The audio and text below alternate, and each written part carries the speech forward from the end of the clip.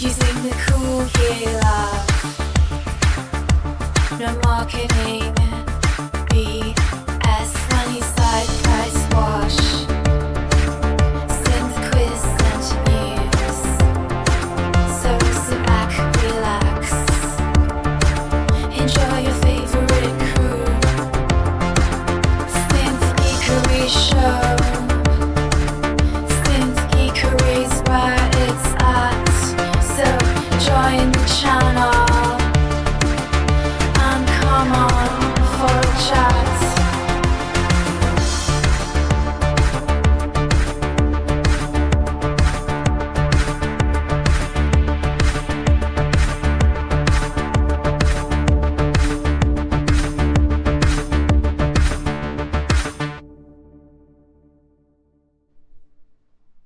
Hey, welcome to Synth Geekery episode 329.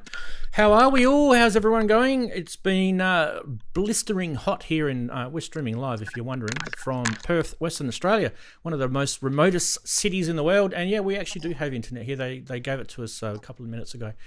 It takes a little while to get here. No, just kidding. If you're wondering what this show's about, it's about old farts and their synths. And stick around, enjoy. Right, the jokes are happening, boys and girls. How are we? We're all right. I'm not so sure I like being an old fart. I knew you'd be. What's the word? Offended. You're offended. Oh, absolutely. I'm offended. Offended from Yorkshire. Yeah. And we've got Andy, who's he's doing deals in his car right now. He's just waiting. Right. Yeah. Hey, later. Nice of you boys to join us. We've got an interesting topic that we've brought up. Yeah, it's a baggie. Interesting topic that we've brought up this week. We're gonna talk about where do you put your synths. I know it's kind of a bit of a joke. I was kind of thinking there's going to be a lot of people mucking around with that one. Well, I know where I could tell you to put them. Those sort of jokes, right? But we are going to talk about it in a little bit more of a serious matter. We're going to show you guys a couple of things, a couple of ideas. There's some new products coming out this week as well, which might spur you to have a rethink about your studio and where you got all your stuff. These sort of things, homemade eurorack cases, all that sort of stuff. We're going to have a little chat about that in our Saturday Sonority section, so stick around for that. But before we do that, we are going to ask Ian, I think we should ask everyone really nicely, the very, very small thing you could do for us as a favour is, if you haven't done it already, please subscribe to the channel. If you're watching this, that's the free thing that you can do, and honestly, it warms our heart. We love it, and hopefully, you guys feel that we are deserving of that free thing that you can do. So please subscribe. Click a like button while you're at it. All that sort of stuff. While you're at it too, don't forget to chuck a kettle on or grab a beer or whatever you need to. Sit back. We've got about a couple of hours worth of synth geekery hitting your way. And I've even forgotten to wear my shirt. Still wearing the day shirt. Yeah. You're letting the side down there, Rance. Marie Kondo called. Marie Kondo called. Marie Kondo was some fixer-upper, a lady with tidying up the house. Thanks so much, Steve. Oh, yeah. Didn't she do the feng shui bit of your room or something like feng that? Shui, yeah. Don't put the bed under the window, that sort of stuff. I've forgotten to set up my little YouTube chat window in the haste of doing all the stupid jokes, and now I can't get Steve's little thingo. Hopefully it doesn't scroll past. Here it comes, and boom, there it is. Thank you very much, Steve. Good job. Look at that. You guys, follow this leader. He's a leader. Follow his lead. This is the great thing that you can do. Appreciate that, mate. So hopefully you guys can help us out as well. I'm thinking about disconnecting Zoom. I've got to cut the budget. I was talking about it last week. I'm paying, I don't know what it is, $35 US a month or something for Zoom. Hasn't worked lately, right? Hasn't been working. Yeah. Just if you guys can test it out this week if you want. We'll give it a rock and roll if you guys are watching. Test it out. But one thing I'll have to say, if you do come onto Zoom, don't come on with a massive agenda that you haven't cleared with me first. Please let us know what if you want to bring up a subject. It has to be related to the show, and I really would love to have you on. But yeah, don't come on and try and take over the show with some weird agenda and like talk for half an hour, because it's not going to work. Because people no flashing. People will bash me around the head. Yeah. And no weirdness. But other than that, if you just want to sort of sit around with us, that'd be great. Cool. Now, why is that alert box just hanging out in the middle? Oh no, it's disappeared now. Okay, cool. Right. What should we do? Should we do how's your week been? I think we should do that. Sound good? Why not? All right, cool. Yeah. Well, since you said why not, Ian. Oh, I think am I we'll going to be start with first? you. Yeah. All right then. Okay. Hey, Ian, how's your week been? It's been busy in a positive way though. So hello, good evening, good afternoon, good evening. So started the week with putting out a video for the Look Stranger single, which is out on the 14th of next month on Bandcamp, and then later on streaming. I have finished the Ranzee remix, except I've just got to do the bit on the. I've got basically got to finish mixing it, if I'm honest. I've got to balance it, and I'll send it to you, mate. I've been doing lots of promo stuff for starting to do press releases for the single release and stuff like that, which is always a pain in the neck. And then I got sidetracked doing other things, like you do. Yesterday I recorded the Audiophile radio show, which will be out on Monday. Sunday for people who listen on Podbean. Just and lots of orders actually. Lots of nice little people have been buying Sinners music record CDs, and thank you very much to all those people that have bought stuff this week. Actually, Good on we're not talking massive amount. We're talking less than 5. But in my world, that's a real win. It is a massive one. That's yeah. It's more than me, Ian. Yeah, exactly, yeah. So yeah, no, that's it really. So, and I'm glad to be here as always. Good on you, Joyce, for following us. We are streaming on Twitch, Ian, just in case we do get some Twitch people. So that's what that noise was. Awesome. Thank you very much. Sorry, I didn't mean to cut you off. You'd finished. No, I'm done. Very That's politely it. asking, not trying to kick you off or anything. Very politely asking. Fantastic. What a great week. Andy, because you're doing deals in your car right now. Yeah. I might ask you you a baggie. Might ask you to go and grab me a coffee from that place behind you there later. Yeah. It's not probably the best. There's a place behind me called Magic Mountain.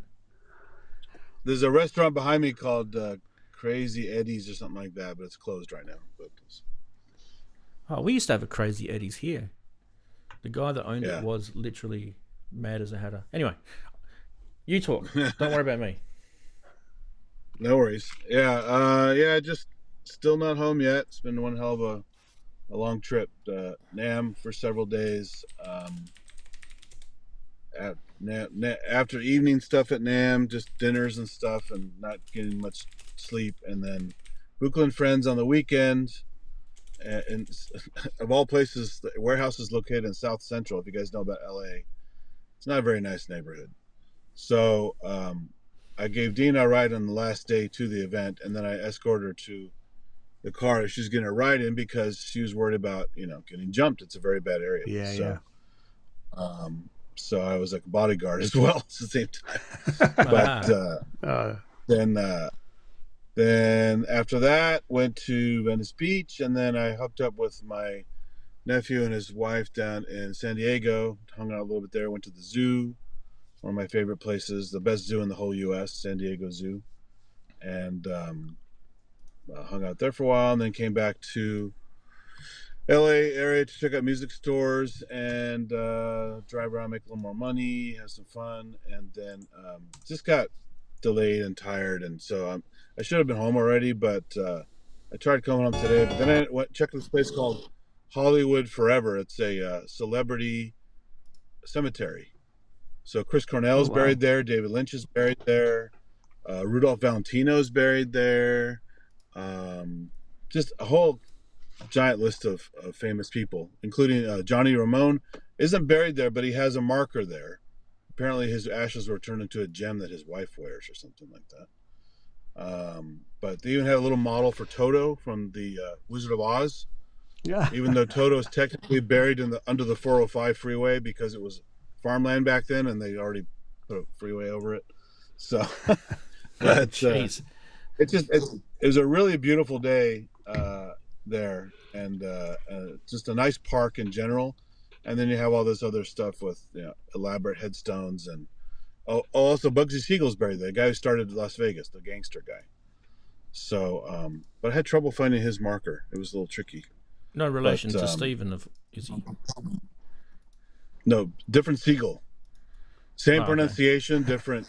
He calls it Seagal, but it's actually Siegel, right? Yeah. But it's, different spelling, but yeah, similar idea. But if you saw the movie Bugsy with Warren Beatty, it talks about Bugsy.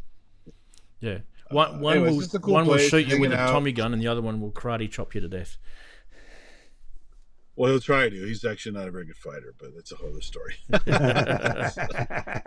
He's a big phony baloney. But anyway, it's just a fun day. And then got a really late start, and then found some other place to eat. And then I said, well, I guess I should go home now. And then, I don't know. I should already be there, and I'm still on the road. So I'm right by Magic Mountain, if you know that area, in the hills above, way, way, way above LA. The park is currently closed. I think if you saw National Lampoon's Vacation, Wally World is Magic Mountain. So other than that, just getting my ass home and getting some sleep. But so I'm only going to be here for a little while. I'll stay for like the news or something like that, and I got to keep driving because I'm tired, and I already had too many naps today. I got to keep driving. So I'm happy to be here. So. Fair enough. Awesome. Doing my clandestine car drug dealers and stuff. Got to pay for the trip, right? So brilliant. Love it. Why is that empty? Okay, it is empty because it's empty. All right, heading over to Daren. Daren, how's your week been, buddy? I was going to say not much happened, and now I've just been thinking about it. I've been doing quite a lot without realizing. I've been setting up my set so that I can have my guitar pedal board as a external out for working in the door as an effects end. So I've been doing that. We did a little bit of. I needed to order some cables and loads of other little bits to get it to work. And then I've been working on a few tracks for the album, The Life We Live 3. So I've got things like We Are Ghosts, The Calling, My Farewell. There's a few tracks there that we're working on. And then I thought, well, I know, I'll check out my PC, which I don't think I've started up for about 6 months. And it's no go. It's not starting up. There's power going in as far as I know, because some aftermarket fans, and they start running, but no part on the actual startup, so I'm not sure what's going on with that yet. And it's not one of those things where you think, well, it's not so bad because I'm not using it for 6 months. And then you start thinking, I have got quite a bit of stuff on there that I really want to look at. And it's a Windows 7 machine. So, yeah. So other than that's basically what I've done this week. I'm playing about with Waldorf. Some of the new tracks have got quite a lot of Waldorf splashed in it. Messed about with Ranzee's track because I can't stop it. And... It's finished. I should really just send it to him, but it's finished. But I just keep going, oh no, I need to do it. But I'll send it shut very soon anyway. That's about it. That's about my week. Fantastic. That's awesome. I keep trying to find where I am, and I'm down the bottom. Just to sort of confuse everyone, because that's not normally where I go. That's okay. Daren's in charge this week, aren't you, Daren? He's actually always in charge. Yeah. We can see his hand up your back, Ranz. That's what it is. The puppet master. He's the proverbial ventriloquist. Yeah, I've got it. Why don't we do a synth quiz? I think we can do a synth quiz, and let's get the rolling going.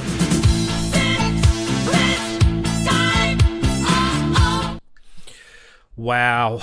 Yeah, I had someone ask me during the week, what do I sort of want for a sponsor of the Synth Quiz? And to be honest, I haven't actually replied to this person, and I actually haven't even thought about it. Maybe we could put the idea to you guys. What do you guys want as a sponsor for Synth Quiz? Do you want it to be a prize? Do you want it to be brought to you by blah blah blah? Or do you just want them to sort of support the show in some sort of weird way? Anyway, put that one out there. Synth Quiz, we do get people asking about it, so that's interesting. All right, first clue for this week is Spice. I reckon you guys will get this one straight away. There you go. Synth Quiz clue. If you want to put your answer in, just put Synth Quiz and then your answer, and I'll probably just ignore it. If you want me to see it, put my name on there. Just Ranzee would help. That would help. Yeah, I'm just getting the last. Yeah, I'm just thinking. I think we might do that one. We're just going to get the memes happening. The memes.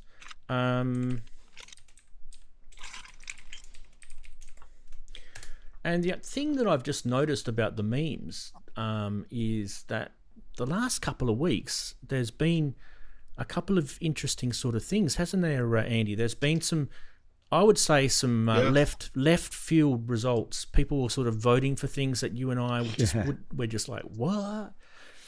I mean, what's wrong with people? Why are they voting for weird stuff? I don't get it. It's very morbid indeed. Andy, it's right up your alley, like the morbid stuff. Yeah. Oh, sure. Yeah. All right. Now, I'm just going to get the chat bot running because otherwise we won't be able to do the synth meme poll.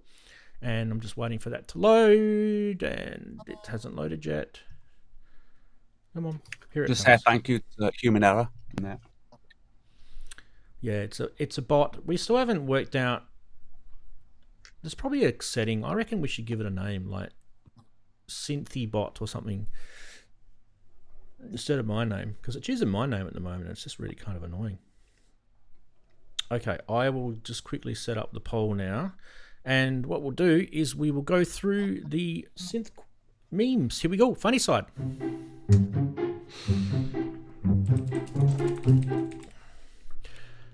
And I have no idea why that didn't work, but we will. It's me again. It's you again. But why are we not getting? I don't get it. It's called the Gremlins. I don't get it, lad. Got some gremlins. Yeah, memes. And okay, we are ready to go. Here we go. Let's fix you up too, Ian, while we're at it, eh? Cool. Okay, explain this gap in your CV. It's pulse width modulation. Quite funny, that one. Lots of people laughing. And I think we will do this cheer, which always has a bit of sarcastic sort of innuendo, doesn't it, Ian? Absolutely. Yeah. Okay, I didn't get the result with that one. What about this one?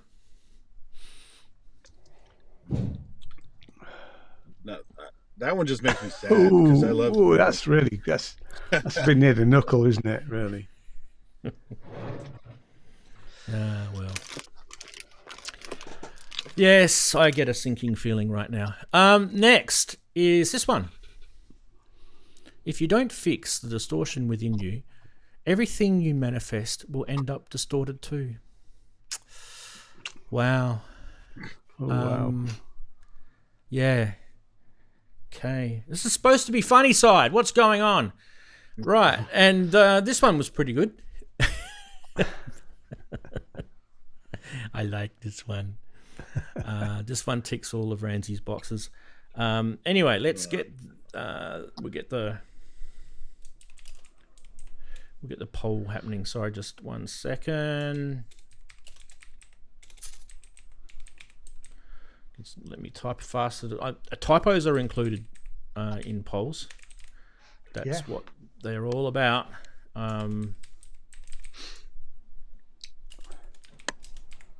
Okay, poll has been released into the chat. Here we go. Here we go. So exclamation mark vote, and let me just go to here, and then space, and then the number that corresponds to the meme of the week. 0 for CVPWM, 1 for NI, as in Native Instruments, Shipwreck, 2 for Distortion, 3 for Machine 1 Plus. I'm just interested to see who's going to vote for what this week, because it's been weird. It's been really weird. Wow. Okay. Well, you guys can guess already what's been voted for you. Wow. It's a bit of a slap vote happening. Well, look at it this way. If Rolly was saved, they might save Native Instruments too. So. Well, yeah, I've got some. We'll talk about that in a sec. I've got some news about that. It's a modular guy saved also. Yeah. Look, the answer is we've got more than 10 votes. We'll let one more pop in, and let's wait for the one more to pop in. Daren, have you voted? I voted for 2 because nobody else voted for it. And I was actually feeling sorry for you. I'm not. No. I mean, I just thought I felt. I mean. You were feeling sorry for that meme. 3, yeah, I was. I thought 3 was the better meme, to be fair, but I thought somebody needs to vote for this. Yeah. And bloody Bicky's already beat me to the Micro Freak, apparently, according to Wagoo. So the only one chance I get to actually get the synth quiz. Anyway. Well, we'll keep putting the clues through. Yeah. Did you see Human Error sent you a $5? Oh, Human Error. I didn't see that. Just before you did the meme. Let's get that one up and running. Thanks to Human Error for the £5. Just a little thanks for what you do. Good on you, mate. That's really nice of you. Appreciate it. I'm going to click the little love heart next to that, because I can. And a little thumbs up too. Wow, it's got a little thumbs up and a little love heart. Brilliant. Awesome. Okay, so the Machine 1+1, if you're wondering, I thought it might. I mean, it's a little bit more subtle than the Native Instrument Shipwreck. That one's more in your face. It was a bit, wasn't it? Yeah. I did miss it, Babs. Sorry, I did miss it. Sorry. Yeah, it's too late now. Can we do it next week? We'll do it next week. It's not too late. It's still relevant. Yeah, it's been busy today. I've got good excuses. Just think what's a cool excuse, and go with that. There you busy. Go. Yeah. Just do that. In your head, you'll be reconciled now. Okay, so no worries. We should probably do some news, because we've got some.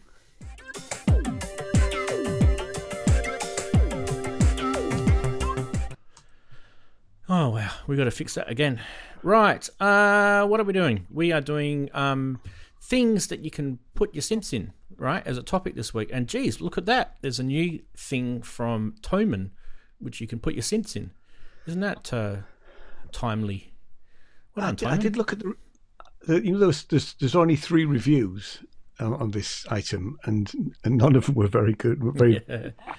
Very good on it. Very complimentary about it. Well, let's not bash them just yet, because... No. I'm sure it's right for somebody. It's not right for me.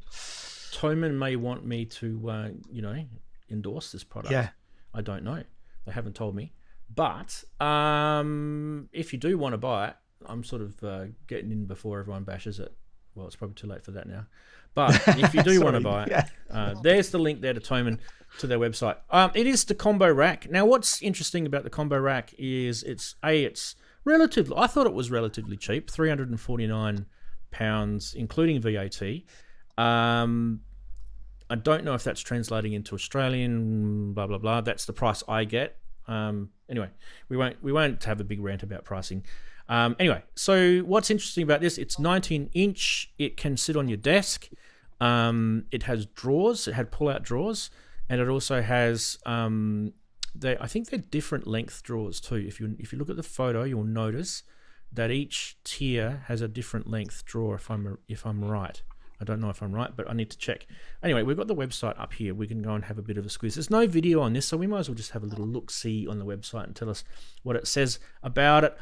It is a keyboard shelf with 3 pull-out drawers. It fits keys up to 61. Obviously, it can fit things smaller than that, like a couple of drum machines side by side.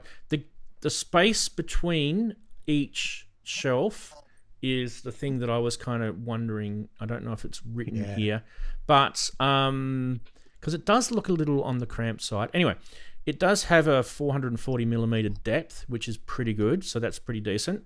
And I would suggest, when I was building my eurorack and stuff like that, I went with a similar sort of depth, about a 450 millimeter depth, and I feel that's a kind of it gives you enough space still in front of it to put a bit of gear if you want, because most desks you'll probably feel around about 600 deep. That's just sort of general sort of rule of thumb. Some desks are going to be deeper, but that's pretty good. Anyway, full 19-inch. It's about 55 kilos. This is a well and truly built like a proverbial. Pretty big, pretty heavy. Anyway, it does look to me like maybe shelf 2 and 3 are the same. Maybe, I don't know. Maybe it's just a photo. They might all be the same. I'm not sure. I couldn't quite work it out. But yeah, mini racks down the bottom are handy, I guess. So you can put your mini racks in. Who would buy this? Just out of curiosity. Well, I'd have to have somewhere to put it. I've got no room in here to put anything. Not even that. The thing I'd say about the drawers is they're not angled, are they? No. So they're flat. So if it's on your desk, the top one might be a bit of a pain. I kind of believe, Daren, that this is a desktop sitting thing, right? So you would already be sitting at your desk. So in a sense, that would be quite high up, wouldn't it? If that was the case. I didn't think of it like that, Ranzee, to be fair. But I take your point that you could do that. But if it's really heavy and 55 how kilos, heavy can you put something? To set it on. Yeah, kgs. my desk would bend in two, I think, with that on top of it. Mine wouldn't actually. Mine is a beast of a desk. I mean, it's can't get it back. Mine's from MFI when they existed. So it's not of the best quality. Yeah, it's already got slight bend in it. It was interesting, but like I say, I looked at the reviews and what people said about it, and there's only 3. So you really need somebody to give other opinions who really send likes Daren one. Send Daren one. Yeah, send Daren one. Let him try it out. Yeah. I'll try it out. And at the same time, I'll try it out. Daren will probably need a contractor or a builder as well to go with it, just so he can extend to fit that desk in. Yep. To fit that. It's more like to be on the. I wouldn't say on the floor because it is more like a storage place, isn't it? It's not necessarily to use the keyboards as such, unless you've just got them plumbed in as midied up and everything else, and just tucked away to one side. We did 19 rack bits at the bottom as well. Well, see, you just pull it out to do anything. I was kind of looking at this, Daren, and I kind of thought to myself, is this where people are putting their synths? Is this something that they would use? And I kind of thought to myself, this is a great topic to talk about. We'll talk about it, obviously, in the Saturday Sonority section. But if this is something that you think, hey, this is actually pretty good, I like this. I like the fact that it's got pull-out drawers and some spots down the bottom for some half-rack gear. I'm not sure. I don't think you could crawl underneath it if a burglar came into your house and you wanted to hide. But I don't know. Yeah. It is the cost of a decent airframe, isn't it? So it's the cost of something like that. Yeah. Really. Well, yeah. The Jaspers are good, aren't they? They really. The Jaspers. That's a Jasper. Yeah. All my stuff. And obviously, everything that's rigged up is all Jasper, even custom-made Jasper stuff. Yeah. Which you can't quite see from the side and over here. I mean, the Jasper stuff's expensive, but it's really worth it because it's so modular and so portable. Daren, we actually did do a tour inside your little room there when you had all your Jasper stuff done. You actually took the camera and showed everyone. Yeah. So it'll be on one of the shows. Yeah, it'll be on one. People can go back and find it. Does it cook pizzas? Says Paul Holmes. Well, it's kind of like, cooling trays, I guess. The pizzas have just come out of the oven. Yeah. And you've got your 3 tiers of your cooling trays. Not sure. Yeah. You have to watch on there. Watch Price Watch later on. I reckon the guy that's selling his synths is putting them on some sort of weird pizza type table. There'll be a little sort of link into that later. Yeah. We can't knock this stuff because it's very rare that you get, we don't, like you say, you don't cover this where to put stuff. So it's good that there's something out there if you need shells. I mean, it doesn't necessarily have to be for keyboards, does it? The shells, it's for anything basically. So it could be anything. You can come up with a good idea for it. Yeah. A bit like everyone pops to IKEA and buys things and uses it for something it was never intended for. Yeah. And then IKEA instantly make it unavailable. It's like there's a Saturday Night Live sketch where it's a shop full of different containers and weird things and stuff like that. And the answer to every container, when the guy goes, "What do I put in here?" He goes, "You put your weed in here." Yeah. Yeah. Okay, I think we'll move on to the next. So anyway, I think what Daren is saying is I think it's important. Like, a lot of stuff isn't really custom made for synth people. It's custom made either for the music industry or just generic office furniture and IT type industry is kind of, and you have to make do with what's out there. So it's good to see custom made stuff for synths, which I agree. Good. Right, let's go. Yeah. Next thing is another rack. This one is a eurorack, and this is the Make Noise Skiff. Now they have a video that they want to share with us, and it's their new universal skiff, and they do like to talk about this. I'm going to share it with you because I kind of feel this is kind of cool. Let's have a look.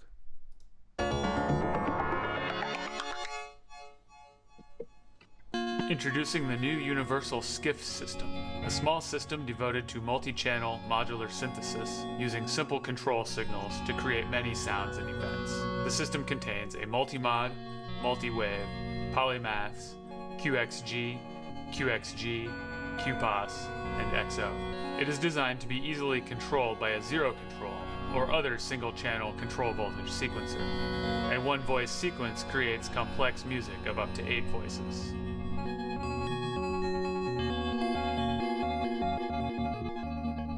The skiff is powered by our new 2-zone bus board. The skiff's power inlet side panel also includes a USB-C port. A USB MIDI host, such as a computer running a DAW or MIDI sequencer, can utilize this port to activate multi-wave using MIDI signals. MIDI channel 1 operates just like the volt per octave and activate inputs, activating channels at node on based on the selected span mode.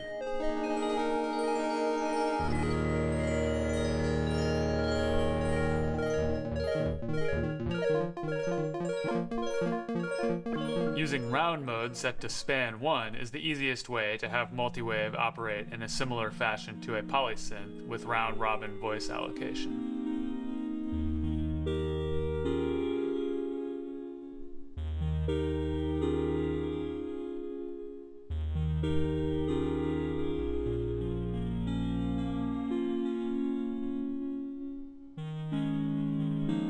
As with NUSS generally, the voice structure is malleable and can be changed or destroyed. For example, activate polymaths channels separately from multi-wave and seed the oscillators with different notes at will.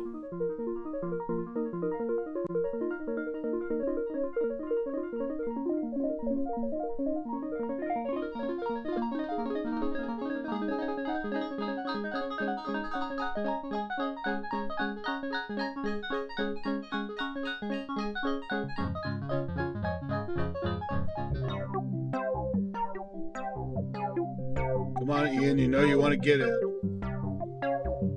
No, not for me.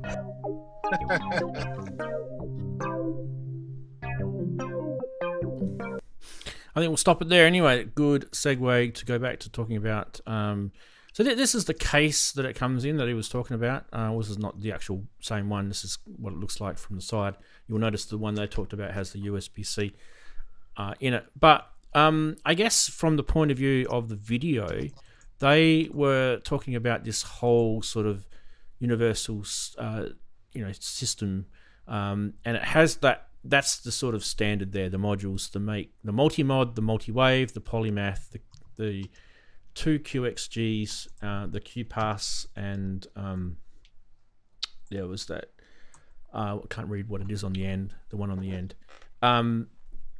So basically, this is kind of, we're starting to see now what they mean by this universal, system that they're talking about, and I feel like I'm not sure if I really fully understand it, to be honest. To me, it just feels like they're just kind of heading it in a eurorack into a polyphonic synth land, and I don't know, like you can do a lot of stuff that this stuff can do already on synths that have been around for a long time. And Ian definitely nodding his head about this. Design. They've had skiffs for a while. I have an older make noise skiff for performative stuff that's going to sit flat on the table and not up high. Yeah. Like that. So this is just a new version of that. One thing you got to remember though, when I bought my skiff, is they're using the M2.5, not the M3. So if you're buying Nurleys, you got to buy a different set of Nurleys. I don't know about this one, if they changed that. But the original skiff was not M3. Yeah.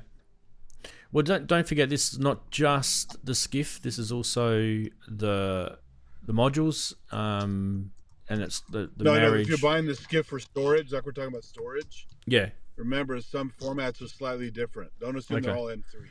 Yeah.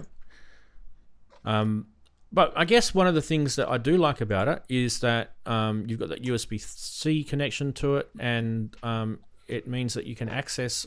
I'm guessing there's all sort of connectivity behind the modules, Daren, and I'm thinking that it's one of those default type patchless setups where you don't really need to patch a lot, and you've got audio signals going through most of the stuff.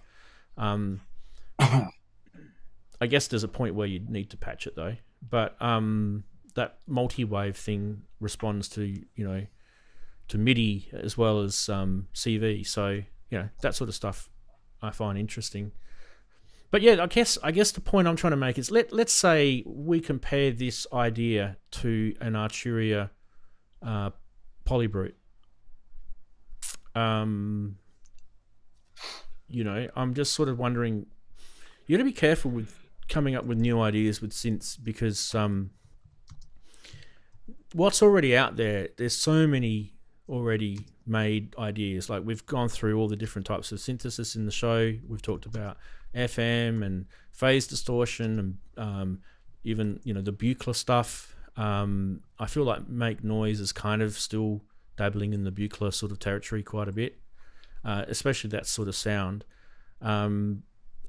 But then you get this where it's it's playing around with polyphony, and I don't know. Do you guys see this as breaking any sort of new boundaries with new types of synthesis, or is it just because maybe they just haven't really sold those ideas yet enough? I'm not sure if I've watched enough videos either, so I'm probably not doing them any favors here. But yeah, does anyone else want to comment about it? Doing, they're focusing on more quad stuff, like Depfer used to do.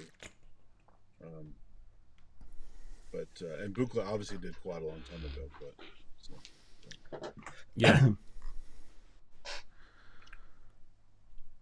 This is mainly, when you say it's mainly the skiff, though, or are we talking about the actual? No, they're talking about this as a modular sort of setup. This is what they're calling their standard universal system that they're doing. Yeah, so they already have a bigger shared system that's like two of these stacked, but that's older. They definitely do, yeah. They actually released a full-on modular thing last year, and we talked about that last year. But this is, Daren, this is kind of their new their new universal system that they've been sort of trying to get modules out and released to the public and developed. And now they're saying, okay, so this is your base plate template, boilerplate template, whatever you want to call it, for the base universal skiff system, right? And really, what it is, if you're wondering, it is the case we showed briefly before, but it's the NUSS is their acronym that they're using, which is universal, system. But the whole system itself is that the modules sort of linking together and doing functional stuff together, providing 8 voices, 8 function generators in the polymath. The QXG combines 8 channels of low pass gate and stereo mix animation. It's all about polyphony, really. That's what it's about. And then there's that USB-C integration. By the way, Ian, just so you know, it does actually respond to MPE, which is something that I was pretty impressed with. I saw that. Somebody in the chat mentioned about that. That is really interesting. But it just made me wonder, why not just make a synth, right? Why does it have to be modules if you're going to sell the whole thing? Yeah, this is what I was saying earlier. Like, well, flexibility, right?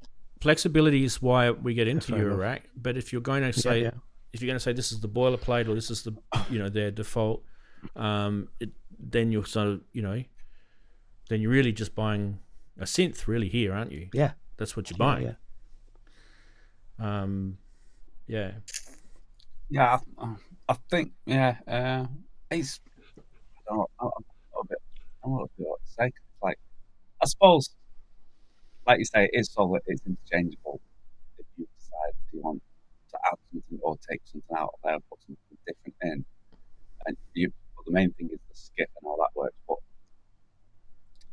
if it becomes limited to the thing that you put in because it won't work the same behind the files, then that'll be a bit of a.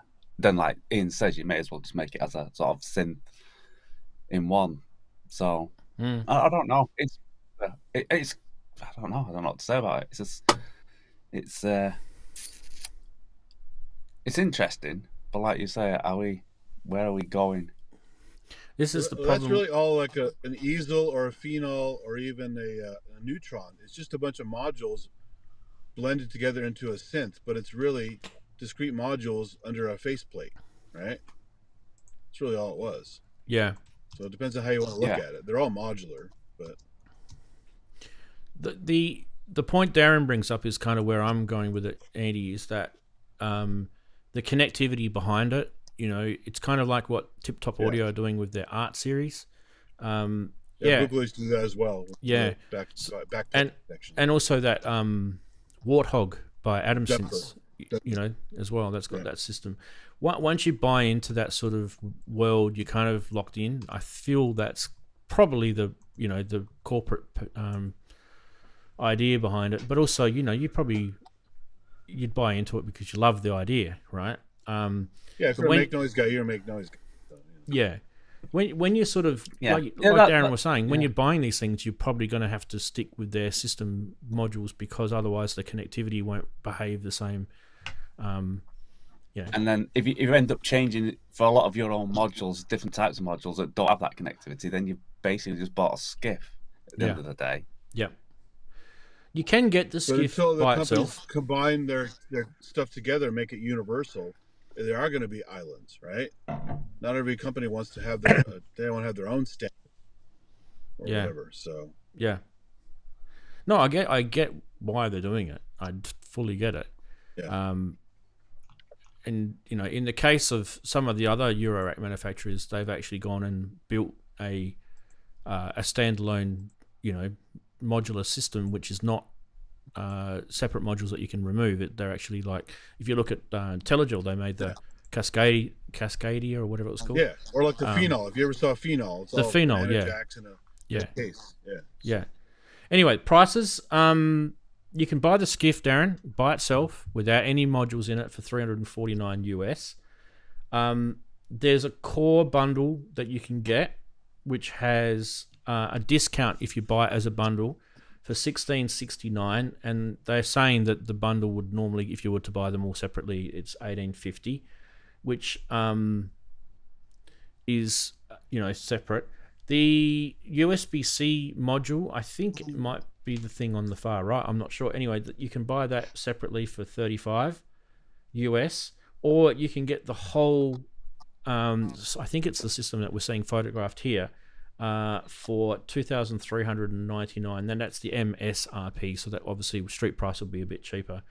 So you're saving about $300-400. Technically, it's like getting the skiff for free in a way when you look at it, which is not a bad thing, If you wanted all those modules, you probably think, yeah, that's actually pretty cool saving. I'll get the modules anyway, so get the skiff. For me, I'm not a massive fan of 3U skiffs. I like to have multiple tiers.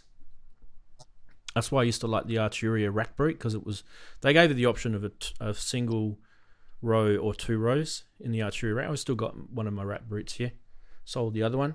Never bought a single row rack brute, and yeah. There you go. That's prices. What do you guys think about the prices? Well, your nifty case is a single one, and that's quite a cool thing, isn't it? Andy, you're right. It is M2.5 screws. Yeah. You were right. So watch out for that stuff. It sneaks up on you. So yeah, you've got a whole bunch of knurlies, and they're 3mm, and you can't use them. Yep. And they're sliding. Also, I can't tell. Are these sliding? Yeah, they're sliding. Because the original was a sliding. Yeah, they're sliding luggies. Yeah. Yep. Yeah. I mean, it's not. When we look at this, guys, it's not so much. I mean, we're talking about the case a little bit more than we probably should. It's just a case. I don't think it's anything groundbreaking. But I feel like it's what we should be talking about more here is, here's a Eurorack modular synthesizer company introducing us to their concept, the NUSS, New Universal Skiff System. This is their boilerplate template that they're saying this is the basis that you sort of branch from. And then my question is, are we just reinventing a polyphonic synth? I mean, it's a very unique I'm not saying there's anything wrong with it, right? I'm just saying, are we just reinventing a polyphonic synth in Eurorack? It's hard to do. Making a polyphonic synth in Eurorack is very hard to do. It's hard to do well. Also, since you a little bit ago you mentioned all the synth types you covered, I think last time. Quick sidebar: if you like, we remember talking about physical modeling stuff. I followed Manny to a talk at NAMM. It's on one of my live videos, physical modeling and using AI and some other stuff in the future. So it was a pretty cool lecture. I only caught part of it, but the guy has some slide stuff he shares and talks about the future of physical modeling. So look for more cool physical modeling stuff coming out. That was kind of a timely thing. So yeah, there was some more information that came out during the week about that Korg system as well. So if we get a chance, we might bring that back up again and give it a second look. But there is that the Phase 8. Is that the Phase 8? Phase 8. Yeah, the Phase 8. Yeah. Right, yeah. The Phase 8 is very cool. It just doesn't do as much as I hoped for the money, but it is cool for what it does. So right, it's a little pricey, but yeah. All right, well that's Make Noise. I'm always happy to talk about Make Noise because I'm a big fan of them.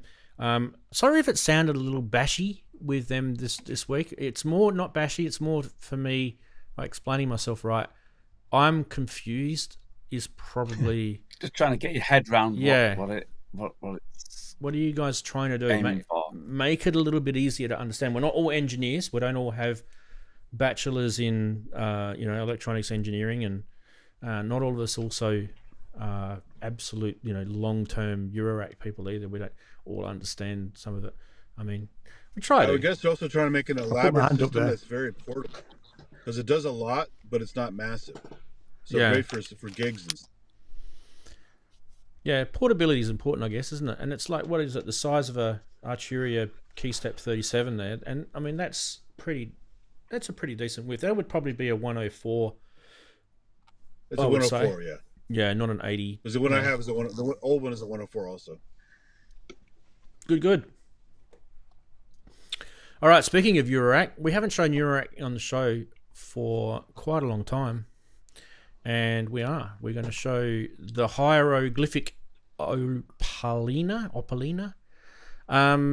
Yeah, interesting thing this is. This was shown by Ben DivKid. You guys know him as DivKid during, I think it was during the week anyway.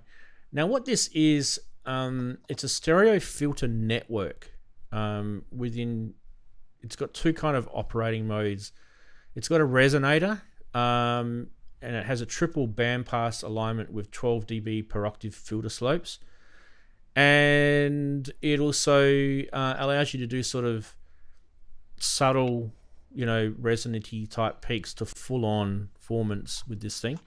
And it also has an isolator. It's a cascaded state variable type isolator with 24 dB per octave filter slopes. Variable mid-band, allows sort of crossover sort of stuff. And you can actually turn up the resonance on this too for really quite weird transformations. Individual passband outputs are available. There's a little expander module that you can get with this as well. Now, what did I say this thing was worth? This thing was worth... There is a video I'll show you. It's just an Instagram video though. 369 US, 290 euros, 308 pounds. And you can either get the silver faceplate, which is pictured here, or a black faceplate, which is not pictured here. I'll just quickly pop over to I've just got Instagram running in the background here, and you can see all the crap in the background. But anyway, that's fine. This is the video. Let's just unmute it so you guys can have a listen to it.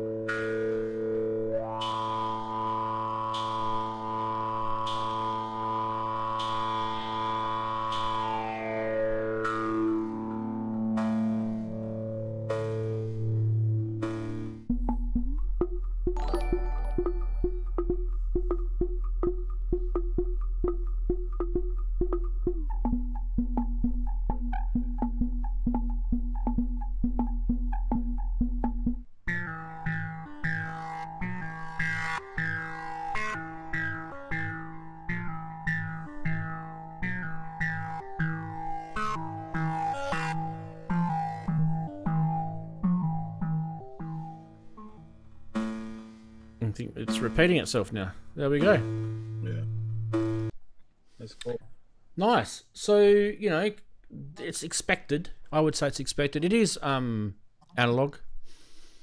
I do like the layout of this though. I like how it's got inputs and outputs, sort of top and bottom, and you've got the sort of connectivity on the bottom right. It's kind of nicely laid out. It's got a bit of a busy circuits type sort of similar design to those guys. I do like their design topology. It's good.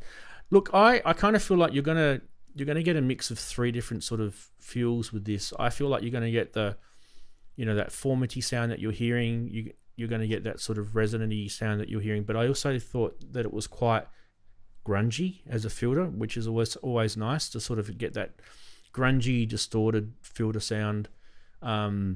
Just adds a little bit of character just to a sterile oscillator or something coming into it, which I do like. There's a bit of a marriage there between the 12 dB and the 24 dB too. I feel that you could probably see that working well. Any synth that I've ever played with that has those two filters in a linear sort of arrangement tends to sort of come up with some interesting results too. I'm trying to think of a few, like the Arturia Matrix Brute had that, if I remember rightly. Had like the 12 dB and the 24 dB. So yeah, how many U is it? Is the question I wanted to know. 14 HP it is. So it's quite a chunky filter for your eurorack. I haven't heard of hieroglyphics, I don't think. I'm just gonna quickly probably eat my words in a second, probably find out that we've probably talked about them before, but pretty sure we haven't. Doesn't sound familiar, yeah.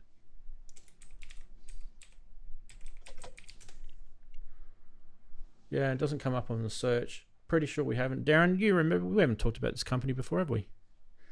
Daren's usually on top of this stuff. No, I don't think so. They don't ring a bell. Yeah. Well, I kind of feel before we talk about this, We have now anyway. We have now. Yeah, we've ripped the Band-Aid off.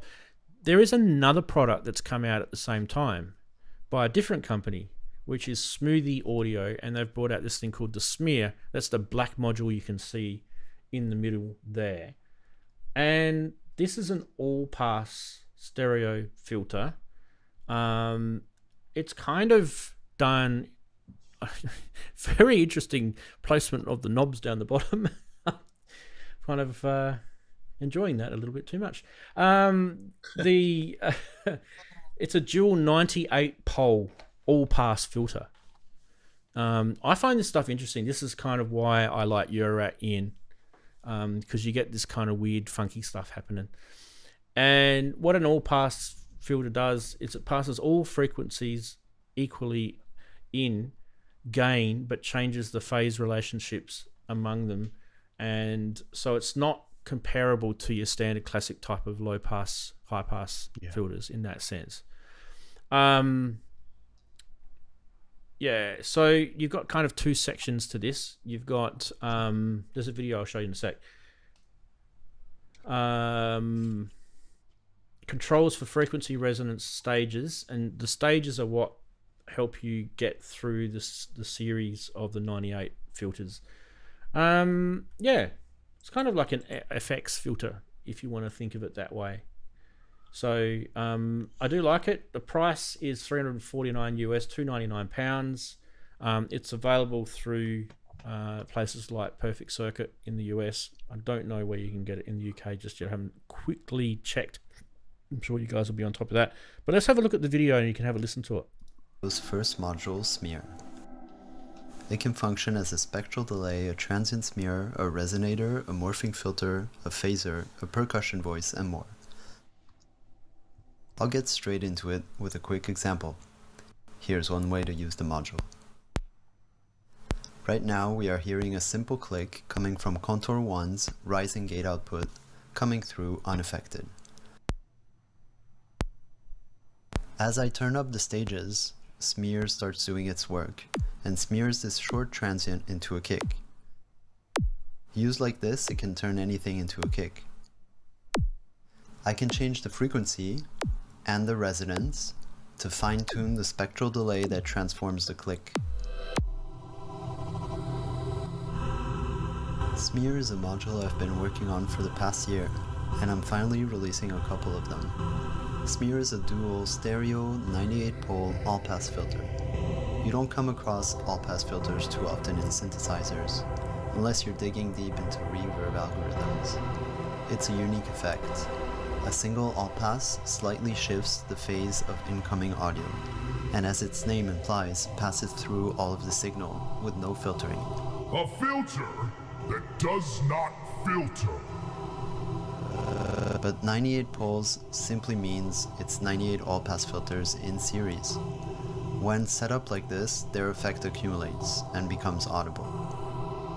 It's similar to a spectral delay, where different frequencies of the spectrum are delayed by a different amount. Let's do a quick tour of the panel. There are two identical sections, laid out symmetrically, left and right. By default, stereo audio feeds through the in jacks to the left stage, then into the right stage, and finally to the out jacks. Each side has three main controls: frequency, resonance, and the number of stages. Each control has its own CV input straight above it. Frequency and resonance each have an attenuverter for the CV input with the mini-pod. The left and right sections can be used independently by turning on split mode with the button. In this dual mono mode, the left input is being processed by only the left section, and the right input by only the right section. Finally, we have a feedback control in the middle, with its corresponding CV input above.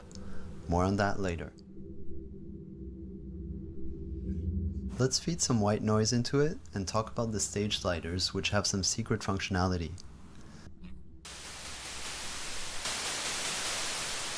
When the stage slider's LED is off, it means we are crossfading between poles. In between poles you get complex notch filtering because of the phase differences between the stages. The panel shows the different stages we crossfade through, starting between 2 and 18, 18 and 34, and so on.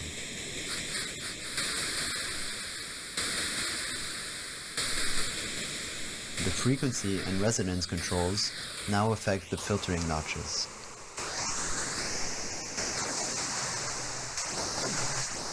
If you move fast, you get these nice filtering flams. We can plug in a modulation source to modulate these.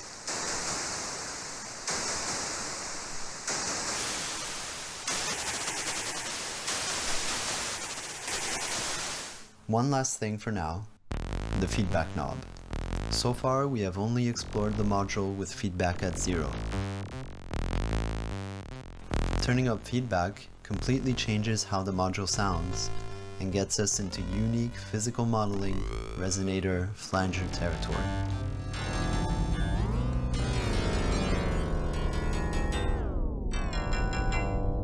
A small batch is available now from Smoothie Audio. Links are in the description. I have to admit, the last part is the bit that I went, ooh, the last part with that little sort of distortion thing. What do you guys think of that? The Smoothie Audio smear. Where are the bass runs? Not sure. No, I've just looked on the website and I can't see anything. Here's a tip for these companies. Tell us where you're based, because if you're going to order from the website, it might have an effect on import duties. So if you buy the smear now, although he hasn't got stock until the end of February, £249. I don't know how much shipping is because we don't quite know where they are. But you can buy it from Signal Sounds. They have got stock at £299. It's another £50. I did wonder whether the £50 less was to do with import costs. Yeah, it might do. Yeah. They're not on Modular Grid. Usually Modular Grid will tell me where they are based, and they're not on Modular Grid, which is a bit of a shame. I do know that some eurorack manufacturers don't want to use Modular Grid they've got reasons for it. Maybe they're against them, maybe there's other political reasons. There was an article about this on SynthAddict. I'm just having a quick scan of that because that's come up on my Google search. And I'm just seeing if they've mentioned where they're from here. Well, you guys can fill in the silence while I'm looking. Talk about this. I think it's cool. I quite like it. I think it's cool. Yeah. And it's like I say, it's unique, or unique to a degree anyway. Yeah. Something's. And like you say, when they started adding the distortion in, and I thought, Ranzee will be definitely liking this. Yeah, definitely like it. Wagyu, Wagyu Google thinks they're Canadian. Okay. So Canada. Yeah, Canada.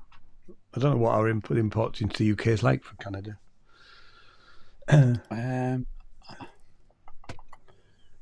It's not US, yeah. Yeah, no, Montreal, he says. Right, so it's Canada. Good old Canada. Canada. If you like one of my previous prime ministers in our country, it was called Canada. Canada. What a complete idiot. He was calling it Canada. Like, seriously. Like me trying to pronounce modules. It's one of the countries I want to visit. I want to visit Canada. Never been to Canada.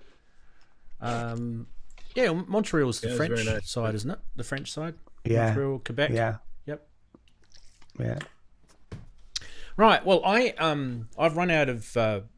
Well, I haven't run out of news. I mean, there's plenty of other things I could have shown on the show, but I've run out of things to show you that I've prepared, except for one thing. So before we move off from this, Daren, you're absolutely correct. I do want to get my hands on this. I feel like this is the sort of thing that adds value to a Eurorack setup. I don't think I've got anything that comes close to this.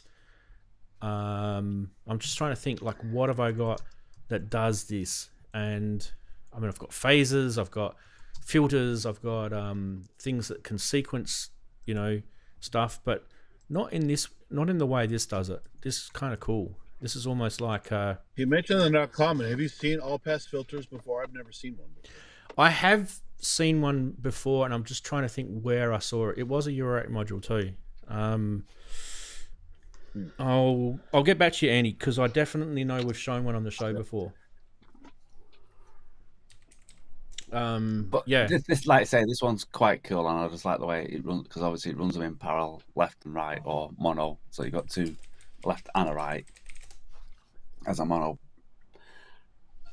Knight Rider. It's definitely interesting. Knight Rider Yeah, by yeah. Rick Modular. That's what it was. Okay. Yeah, it's a resonator, but it is an all-pass sequential resonator. So it's like it works that way. But this does it in a slightly different way, doesn't it? Oh, absolutely. This is completely different to Knight Rider. In fact, I actually think that Chris might actually have a Knight Rider. So we can ask him when he comes on a bit later. Yeah. There is a Tembra. I'm not just having a look on Modular Grid, Andy. There is a Tembra dual all-pass filter that I've never heard of. A company called Tembra. Yeah. Haven't seen that one before.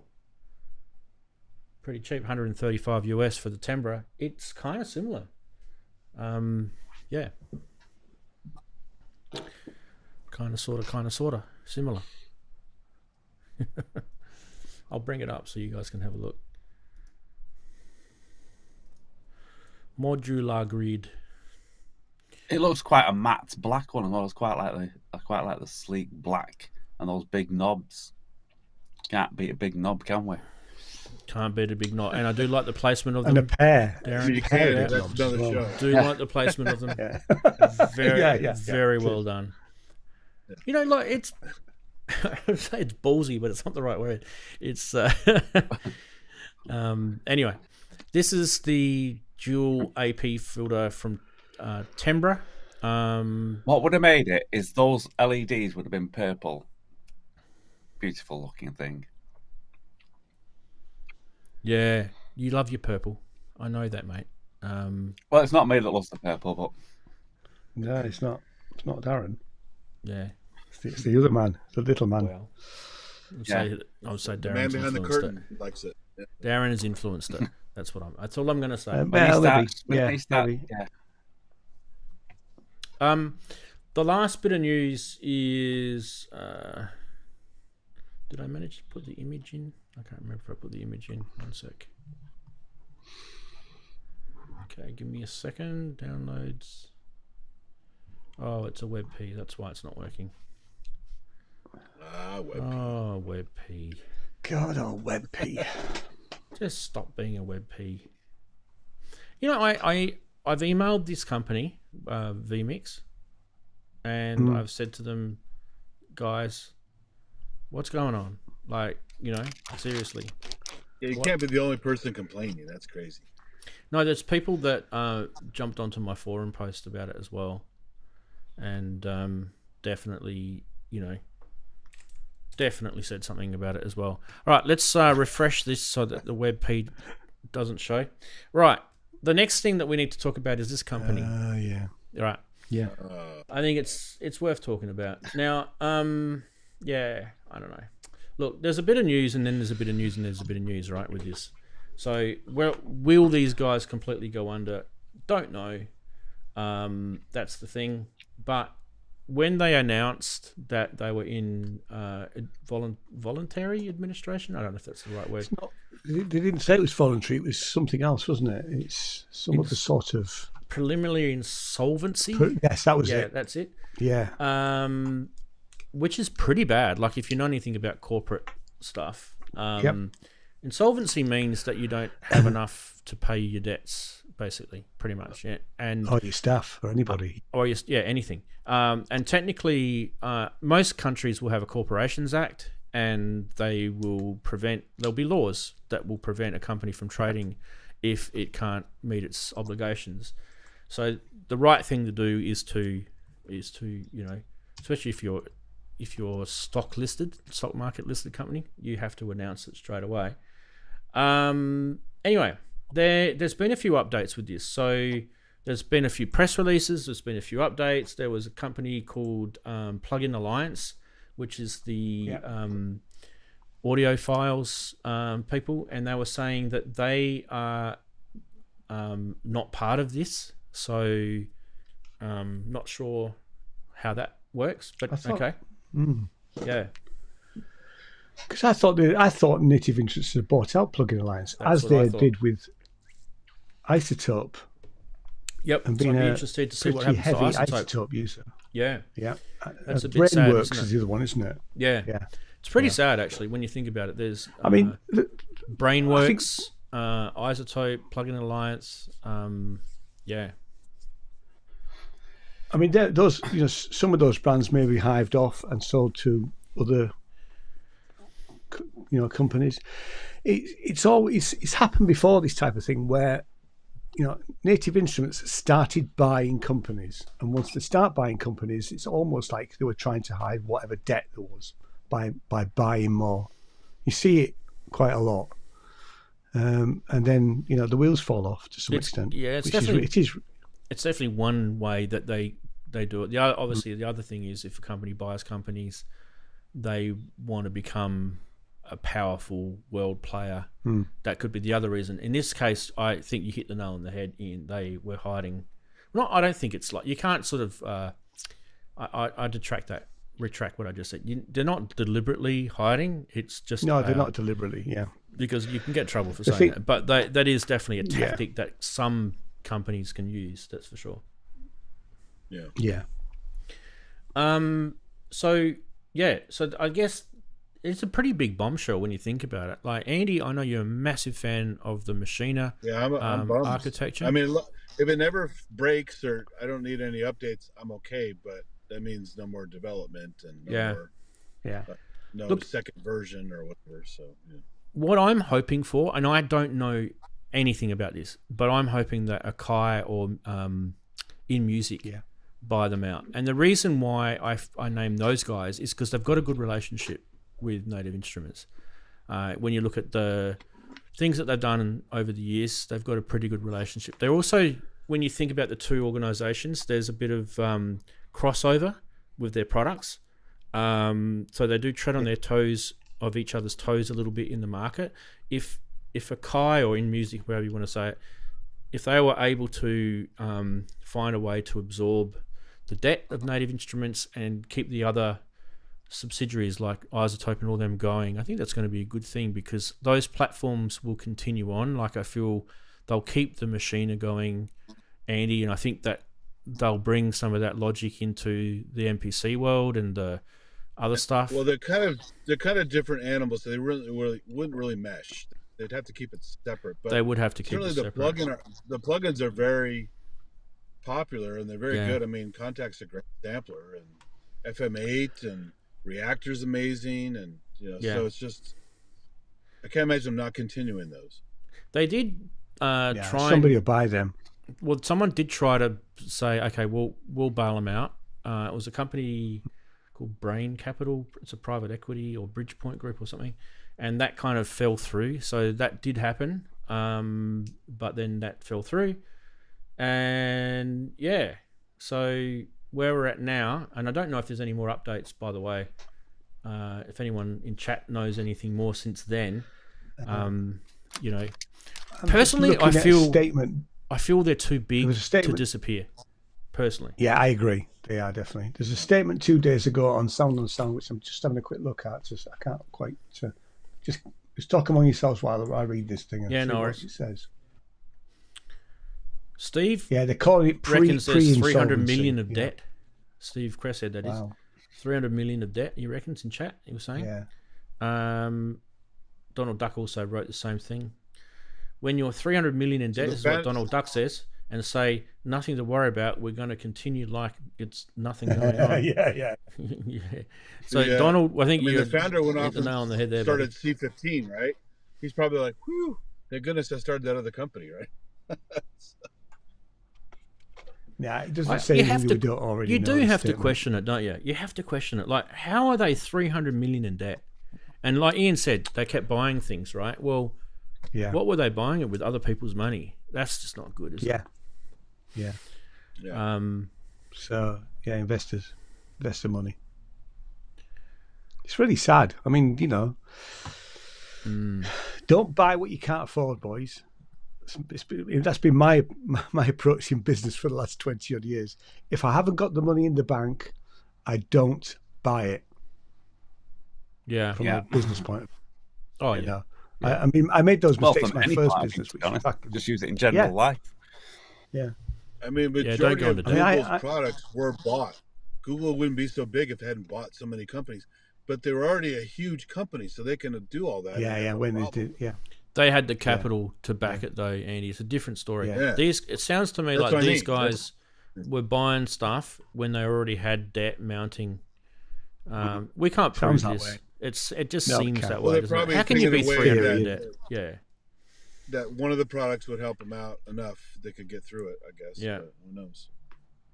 Look, I have to say, as a disclaimer, anything that we do say on the show is it's our opinions. It's just our opinions. It's not a corporate Yeah. thing. So don't come after us. We're only just, mums and dads here. So I feel like we're just talking about it as a disappointment, really, for the industry, because a lot of us have used Native Instruments gear. I used to have Machina. I'm a massive. I've got the complete thing as well, Ian. You go. Yeah. I never got into complete, but I am a massive isotope user and have been for probably 15 years, something like that. Maybe the American Iris can bring it back. Get rid of Iris.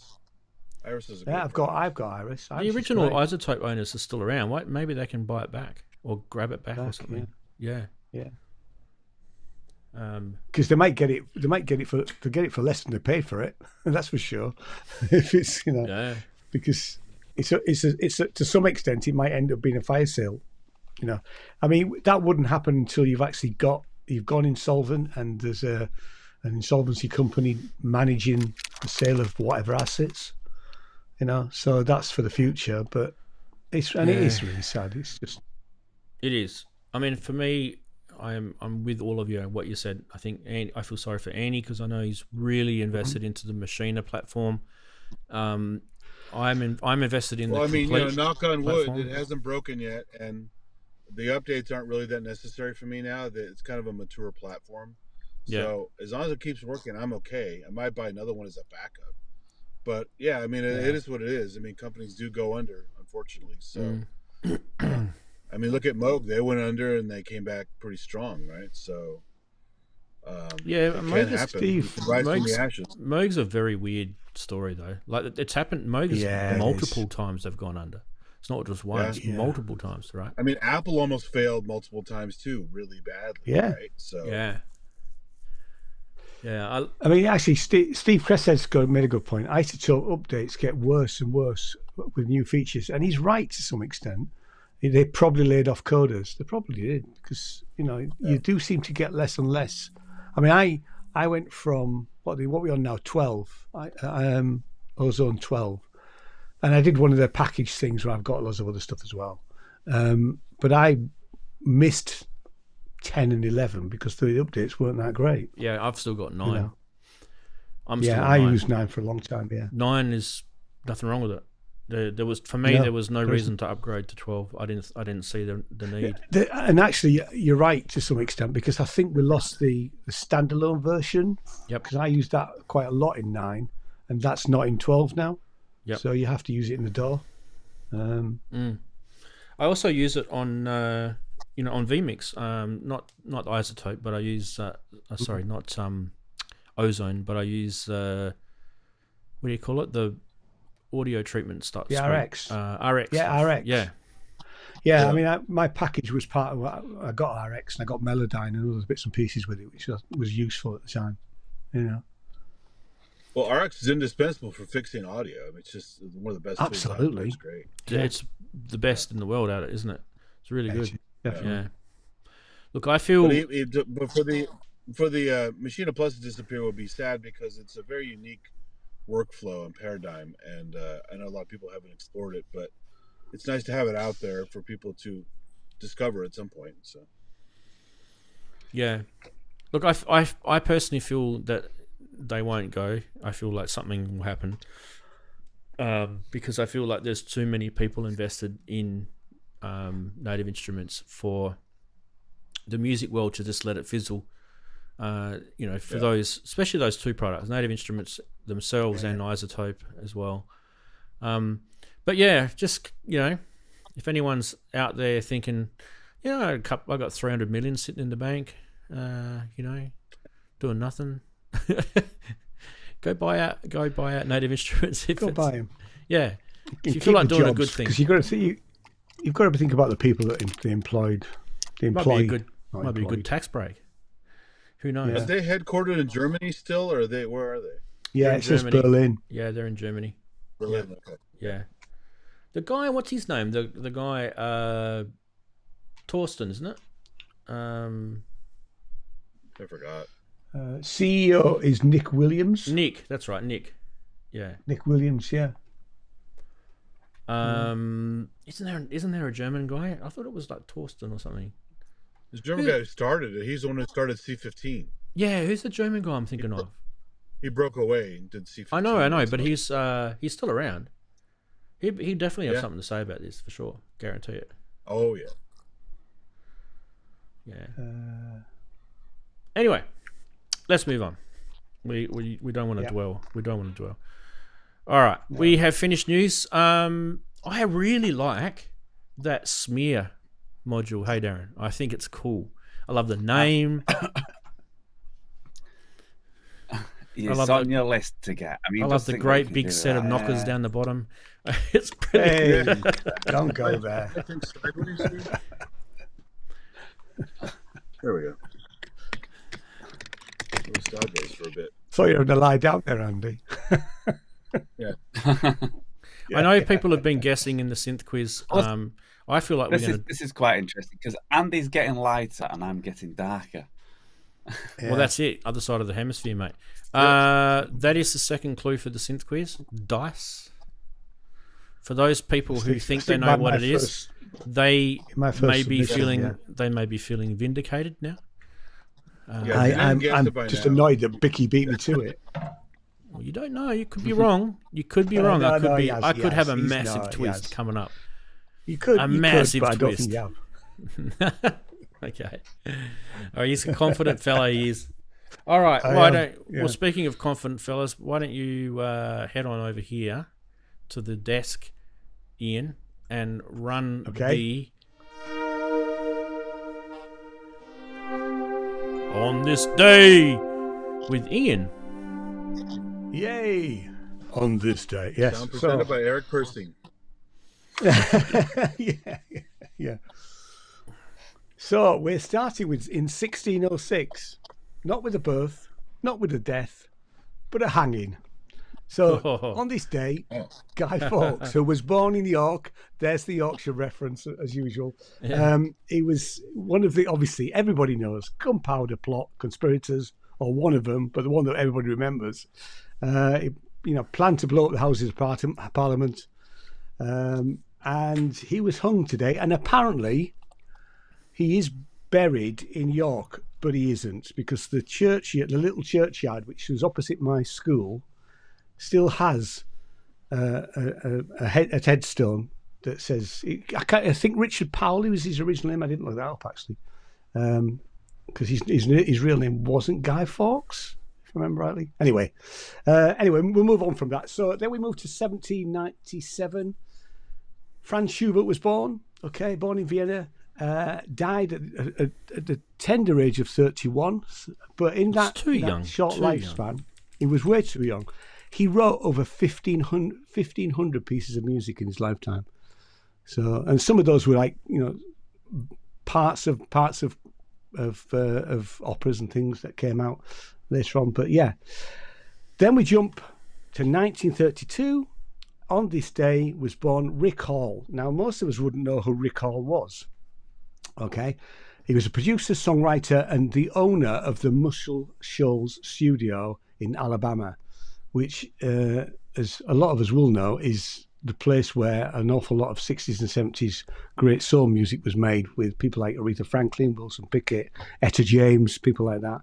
And apparently he made the town because of his recording studio there. Died at the age of 85 on January the 2nd in 2018. Jump to 1937.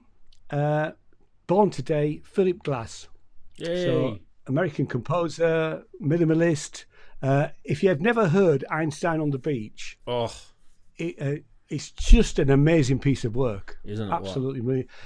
And also, he did 3 albums. He wrote 3 symphonies based around David Bowie and Brian Eno's work of the Berlin Trilogy. So he did Symphony No. 1, which was obviously based on Low, the album. He then, in 96, did Glass. He also did, he's just called Another Symphony here, but it's David Bowie's follow-up album called Heroes. And then in 2018, he based his 12th symphony on Lodger. I've got the Heroes one. It's really, really good. You know, he used them as inspiration, and actually on the album cover, he does say that the album is him with David Bowie and Brian Eno. Everybody's involved to some extent, although he wrote the music based around the work that they've done together. I can't believe he's 89. The thing about Philip Glass is he composed on synths and used like arpeggiators and stuff, and then made the orchestra play like synthy arpeggiators. It really sounded cool. Yeah. It's amazing guy, absolutely brilliant. So I love his stuff, really. We now jump to 1947. Again, somebody born this day, Phil Manzanera from the good old Roxy Music. Yay! I grew up with Roxy Music. You know, great guitarist, great band. You know, I also liked. He did an album in '85 called The Explorers, which is always worth a listen. I've still got that album. And apparently he was originally not hired as the guitarist for Roxy Music. He was hired as a roadie guitar tech, because David O'List was the guitarist. He left. Now, David O'List played with Keith Emerson in The Nice. And if you want to ever listen to their stuff, The Nice's album, The Thoughts of Emmylist Davy Jack, is a really good album. I bought that album when it first came out. Not when it first came out, but when I was in my formative years, we'll say, really. I think this is probably the only bit of synth news I've really got this week. But in 1955, RCA demonstrated the first music synthesizer. And I thought, first music synthesizer in 1955. But actually what it is, it's the Mark I electronic music synthesizer developed by Harry Olson and Herbert Burler at the Princetown, New Jersey laboratories. This massive room-sized machine was the first programmable vacuum tube-based synthesizer. I remember this. Using punched card tape to control pitch, timbre, and volume. The recording output directly onto lacquer discs. It sounds amazing. It absolutely sounds amazing. So I need to. I've not seen this, so I need to go and Google later on. Really, worth it. Jumping to 90. Yeah, I'm sure. Yeah. Jumping to the first really old was the 1956. Tritonium. It took a whole room up. Yeah, I knew about the Tritonium, and I've seen pictures of that. Yeah. And that was quite a bit earlier. It wasn't. That was 18 something. Was the Tritonium? It was before really the early. Nova Chord. Yeah, it was pretty old. Yeah, it was pretty old. Yeah. Early 1900s. Yeah. So jump to 1956. Born this day. Good old John Lydon, ex of Sex Pistols. We know about John. We know that he can be a bit of an arse. He can be a bit of an arse, but let's face it, what he did with the Sex Pistols was great. Public Image Limited was even better. Yeah. For me, really. Yeah. You know, I mean, him doing Lurpak butter ads was a bit, you know, but take it for the money, really. You also did Time Zone with Africa Mambata. You remember that one? Time Zone? Oh, yeah. World Destruction? I do, vaguely, yeah. Yeah. That was a good one. Jump a year, 1957, Decca Records announced that Bill Haley and his Comets, with their song Rock Around the Clock, has sold over 1 million copies in the UK only. This, right? Mostly on 10-inch 78s. You know, the album of the record of choice of the time, really. And apparently the version of Rock Around the Clock, which is used in the movie Blackboard Jungle, is different. It has 2 solo breaks, not 1. Sidebar, 1966, Soviets launched an uncrewed Luna 9, the first spacecraft to make a soft landing on the moon. Jumping to 67, the Beatles spent the second day filming Strawberry Fields Forever promo, which they did film in colour for the benefits of US markets, because we were still in the dark ages of a black and white TV here in the good old UK. But taking time out of filming, John Lennon bought an 1843 poster from an antique shop in Surrey, which provided the lyrics for the Beatles song "The Benefit of Mr. Kite."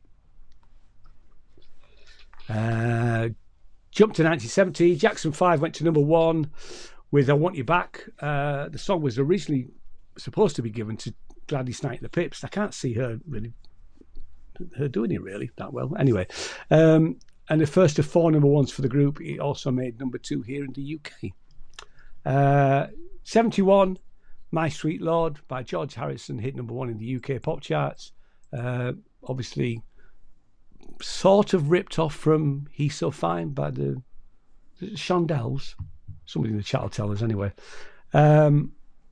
76, ABBA knocked Queen off the UK number 1 position with "Mamma Mia," and the song that they knocked off was Bohemian Rhapsody, which had enjoyed 9 weeks at top of the charts. Although obviously, you know, Bohemian Rhapsody's got a line in there going "Mamma Mia, Mamma Mia, Mamma Mia, let me go," which is rather ironic when the song that beat him to number 1 was also called "Mamma Mia." 1981, Blondie went to number 1 in the US charts with "Tide Is High," a cover of the 1967 Rocksteady song. It was the group's 3rd number 1. I have to say, I never really liked "Tide Is High" as a song, and I didn't like the album. I did buy all their first 5 albums. So Auto American was probably the weakest album of the first 4, in my opinion. Although Rapture was quite a good song on that album. But yeah, for me, it was the first 3 albums. Sorry? Go on, Andy. I didn't care for the rapping in Rapture. The song is good, but the rapping part is terrible. Yeah. Apparently, it is the first song with rap in it, isn't it? It's with an A rap. It's not a great rap, but I mean, you know, give her a due. Well, I have to say, rap by a non-black person, probably, yeah.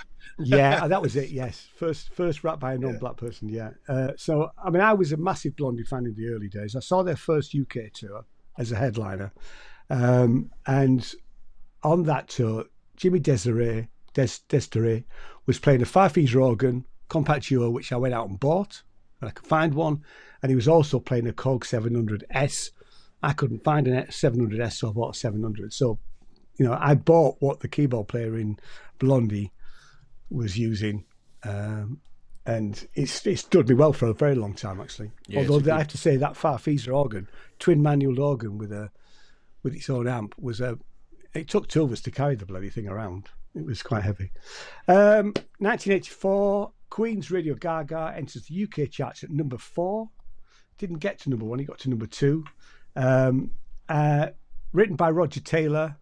Keyboards on it: Jupiter 8, Oberham OBE XA, Fairlight, obviously, Roland VP330 vocoder, the good old Lindrum, and a Kurzweil K250. So jump into 2010. Nothing happened in the 90s. Nothing of any. Well, it did, but nothing that we Not today. interested in. Not today. Not today, anyway. Yeah. They had a day off. So today was the 52nd annual Grammy Awards in Los Angeles.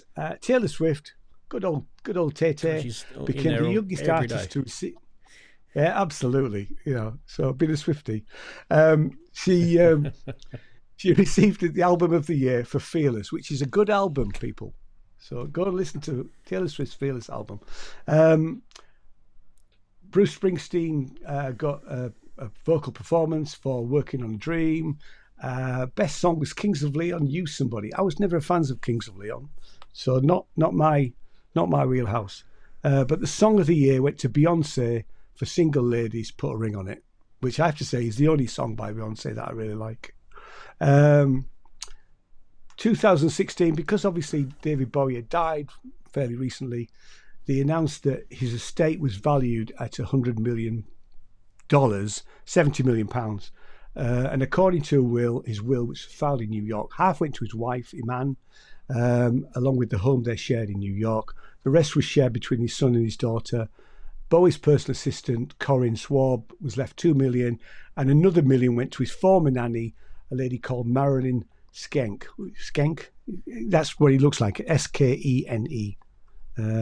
So he obviously remembered her, and she obviously was, affected his formative life, really. Yeah, it is actually nearly there. 2020, the UK formally left the European Union. How did that go? Not very well. So after today's the day we left. We left. After we voted for Brexit. So the charts today, we've got a new number one in the UK. We've got Harry Styles with Aperture. I've not listened to it. The album is somebody called Louise Tomlinson. How Did I Get Here? I haven't listened to that either. I've been too busy, really.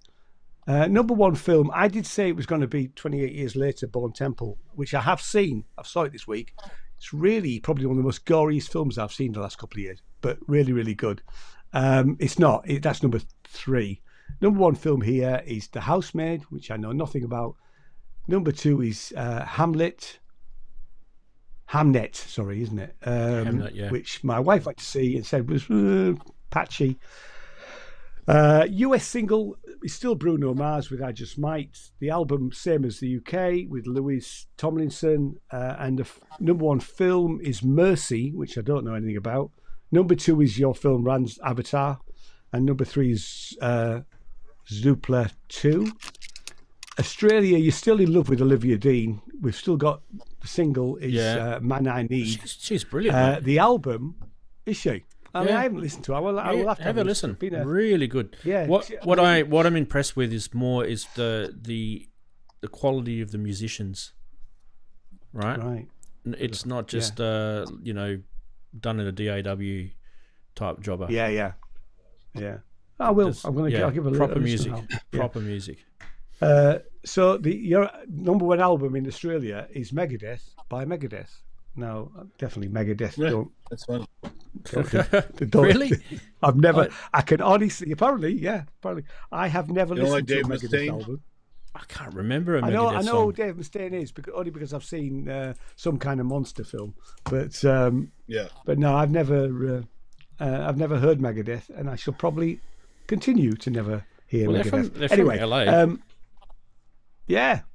Ian. So the number one film in Australia, Marty Supreme. Right. Ian, That's it. I'm done. Yes, sir. Ian, Mercy is Chris Pratt, and it's a very, very sort of take on Minority Report style. Basically, AI. That sounds like my sort of film, actually. If a murder's committed, AI is the judge type of thing. So it's very minority. So it's like it's got Minority. slated in places, but it's Yeah. Is it? I like it. I'd they've like got that. that idea. Yeah, I definitely like the idea of that. I was going to talk just quickly about Johnny Rotten, John Lydon. He was married, obviously, still is. He's a widow to Nora Foster. Now, a lot of people don't realise. I mean, bless her, when she died, she had Alzheimer's, so I know. But he looked after her for a long time. He did, and he absolutely loved. He was married to her for a long time. Like I think they got married in the 70s. Anyway, she was a genius at music producing. So when you think about Public Image Limited, right? So she came on, into his life around about just probably around about the time it started. Public Image Limited, finished with the Sex Pistols. Yeah. And you think about that, if you look at the difference between, it's post-punk, right? So, and obviously, Lydon had different band members, and, he did kind of change his music. And I remember there was a song he made, Cruel. You guys might remember it. It was quite a big hit in the UK because it was, I don't know if a lot of people realize this, but it was actually written about the Roman Catholic Church and the sex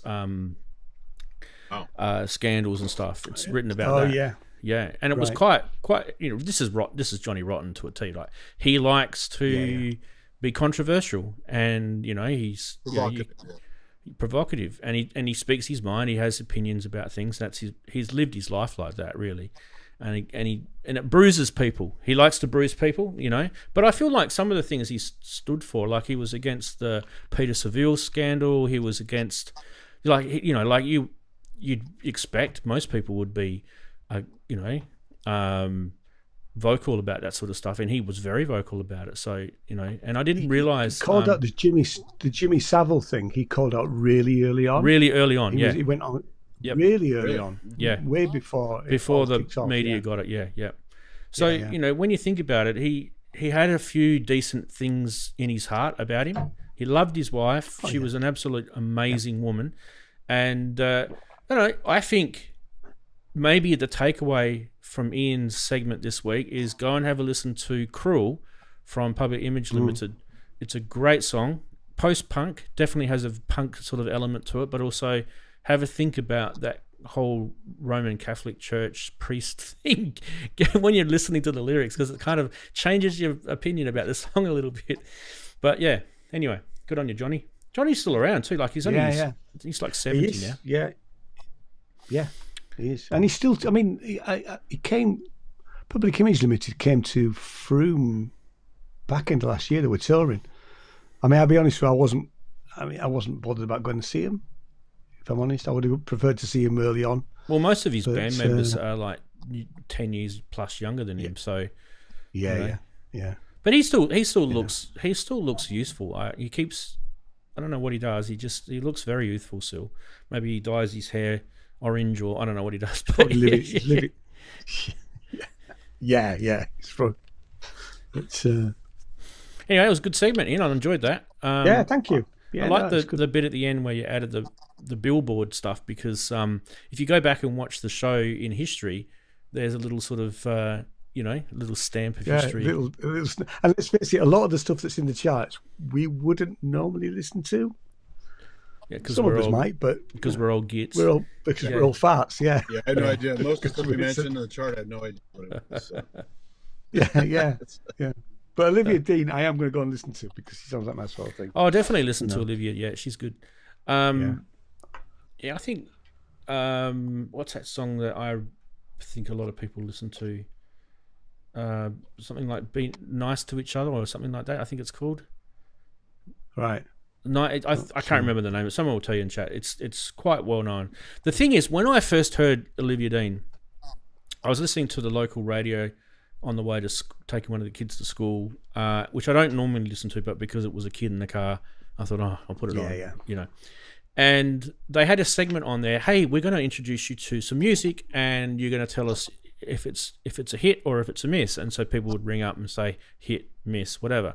Little segment that they had. It was Olivia Dean, "Nice to Each Other," whatever that song was that I just mentioned. Yeah. And this was way before it even hit the charts. This was really early in the piece, before she maybe even released it as a single. And I remember listening to it, and people were ringing up going, "Oh, it's Miss. No, I don't like her. It's Miss." And this song went on to being massive hit, right? It was huge. It's a huge hit. How wrong could but I listened to it, and I thought, this is really good. This has got some light and some shade. The music quality's high. How long has she been around? I don't know, not that long. Like, you know, 2 or like 3 years probably. successfully. Yeah. Yeah. DEA. He's part of the like Gracie Abrahams type stable, isn't he? So they're all. There's a lot of these young women coming up. She's 26. I don't know this. I'm just looking at Wikipedia. So she's 26, born in 1999. She was born in London. I think she currently lives there as well. When did she start a music career? So it's kind of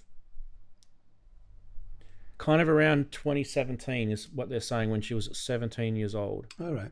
Or 16, 17. She started teaching herself piano and guitar, and she did street performance in South Bank, barely making enough to eat dinner, is what's written in Wikipedia. There you go. But she didn't really get successful until I think it was around 2020, around COVID time. Well, a lot can happen. Madonna used to eat out of dumpsters when she was up and coming. She was broke. She was a dancer and she was broke, and then look what happened to Madonna. She became a huge superstar. So. Well, there's actually a really interesting story about Madonna. You know, when she first started, and the opportunity that was given to her, you know, it could have easily gone somewhere else, and it was just she was doing some like nude pictures and stuff. She had like another life potentially that got diverted. So. It was pure luck. It was almost like you know, she almost let it go type thing. That's kind of the way she describes it in her biography that she wrote.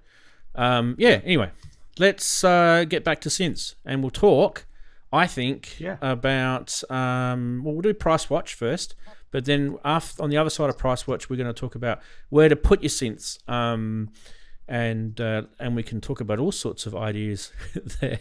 I'm still having a laugh to myself about naming that title. Right, Price Watch time. Yes, I'm still a 17-year-old boy at heart. Anyway, we have got a couple of interesting things, and it's definitely not that, because that was last week. So let's refresh it. Boom. Look at that. It works. The Korg Lambda Lambda Lambda. Good old American Lambda. Sonority. Yeah.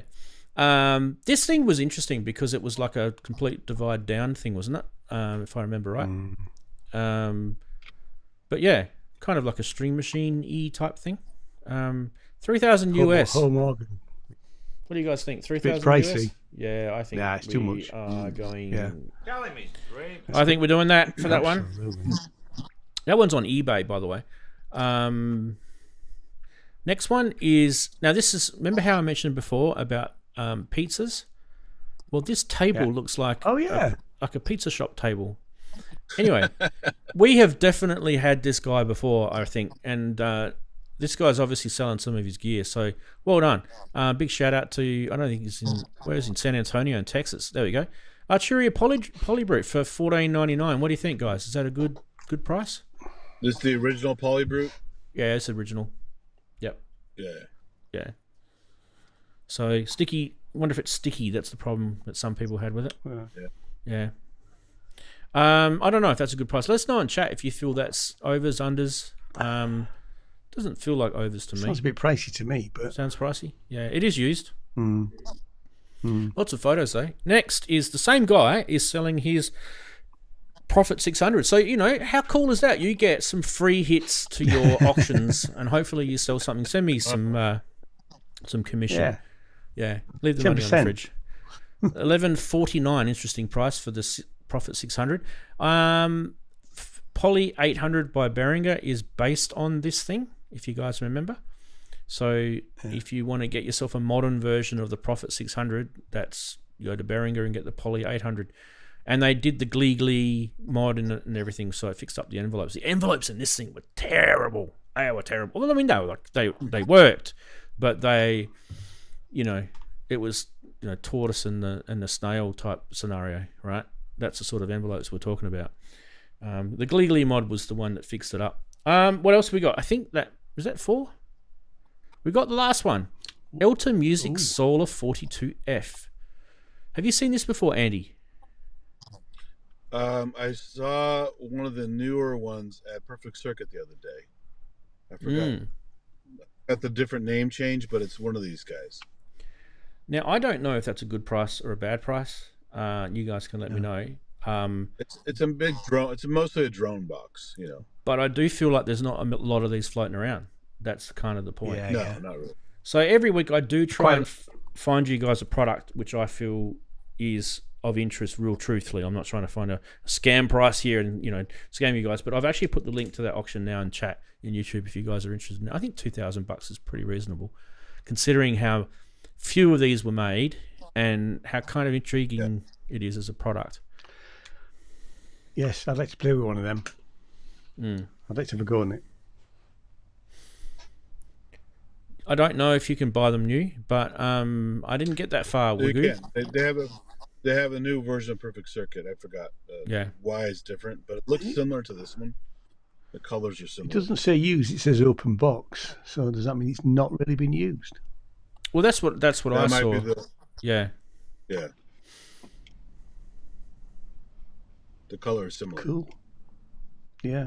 Because the original was kind of a off-white, with dark lettering and stuff. I mean, drone synths can be cool, right? Drone synths can be cool, yeah. Yeah. 42F is 42 Fahrenheit. I think it's the reference to the naming of it, you know. So I believe that would be my take on it, unless there's some other. I thought I had 42 oscillators in it. Yeah, that's the sort of take the take on words. Yeah. Yeah. I mean, look, Daren, you're more of a droney synth sort of guy, aren't you? I don't think I am. I don't know about that. I like to freeze things. Yeah, true. Which is you do. As long as it's not the wife. Well, yeah. Well, you never know. I've been watching too many crime shows. Yeah. I've never actually got a drone since, so I don't know that I'm a droney person, but I do like to have drones as atmospheres, but I usually use that by either freezing something or reverbing, so. But a good drone synth, yeah. We were getting that kind of freezy, droney sort of sound out of those two modules that I opened up and looked like an absolute fool trying to use last week. But we got there. We got a droney sound out of it within a few minutes. They actually did a funny Instagram post of me not knowing a thing about it. You're thinking of Andy Synchrotron, who's a drone specialist. Yeah, good old Andy. Yeah. Yeah. And the way he uses drones is amazing. Yeah. Yeah.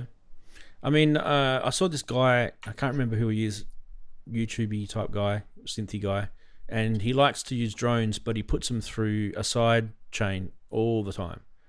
So he's got his drum beats and basses and stuff, and then his drone sounds, and he side chains them every single time.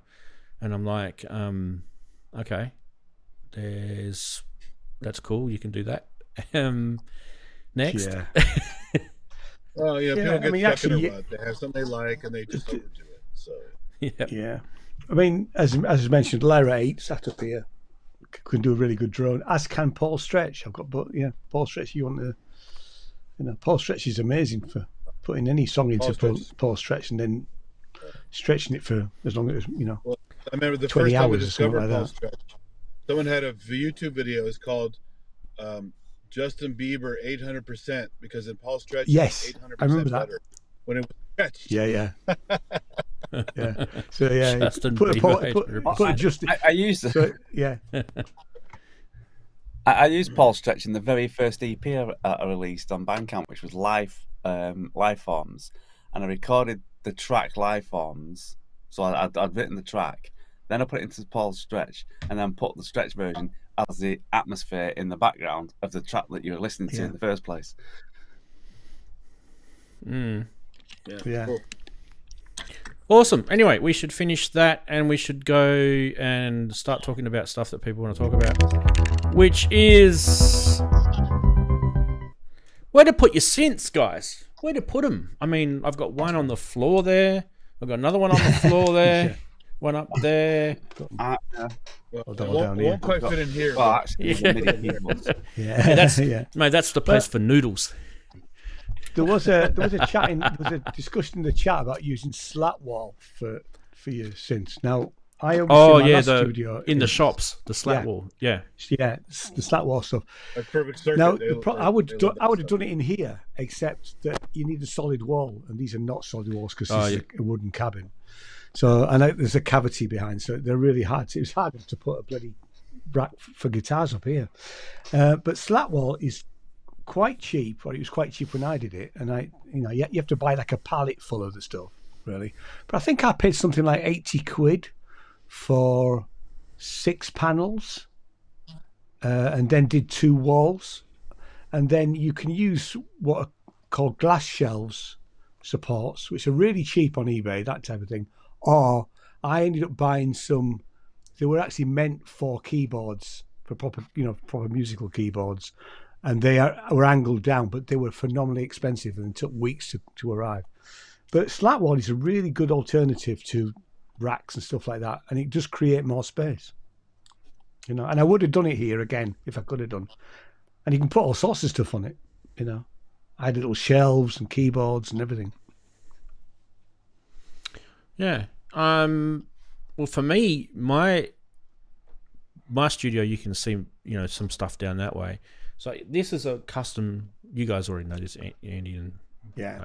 this is for other people, right? So these are custom. I've made these myself. These are eurorack cases. There's videos on how I've made that. Then going down further, I've got 2 desktop. You can see the Behringer ARP 2600 and some 19-inch rack modules next to it. So they're perfect. Those little desktop 19-inch stand type things. You can get them from any of the, Thomann in Australia. You can get them from, Store DJ. Those, even probably Amazon have got them, right? They're pretty cool, sort of standard, things that you can chuck your rack gear in. But I noticed that there's a lot of guys who've got rack mounted stuff, and they'll actually put them in a proper rack mounted cabinet, whether it's the tall ones, from ceiling to floor almost, like 42U type rack mounts. I've got just a little 12U one just next to me on the right here, which actually I use it more as a table, but there is rack gear in there. It's just rack gear that I don't probably use as much. So, and it's got a little glass door on it, and it keeps all the dust out of it. So, the rack gear is actually what I feel. It was an invention a long time ago for music gear, but I actually think it was still a very sensible way to own quite a lot of gear, a lot of hardware, but not take up too much space. It's pretty cool that way. And there's those nice You get desks. those little mini stands that are slanted too, like this. Yeah. So they can sit on a table and slant. And Yeah, that's what I was going to say, Andy. There's those nice desks with the built-in racks in them, sort of towards the back of the desk where they're slanted. And so you've got your desk space, and then you've got access to, whether it be a audio interface or mixer. Chris is in the you know. cloakroom, Ranzee, apparently. What cloakroom?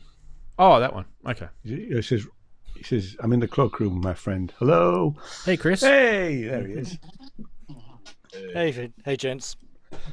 Did I miss Hiya. one? Hey. Just the whole show, but that's fine. Yeah, no, it's I'm fine. kidding. I had a sneaky peek at all of the news segments,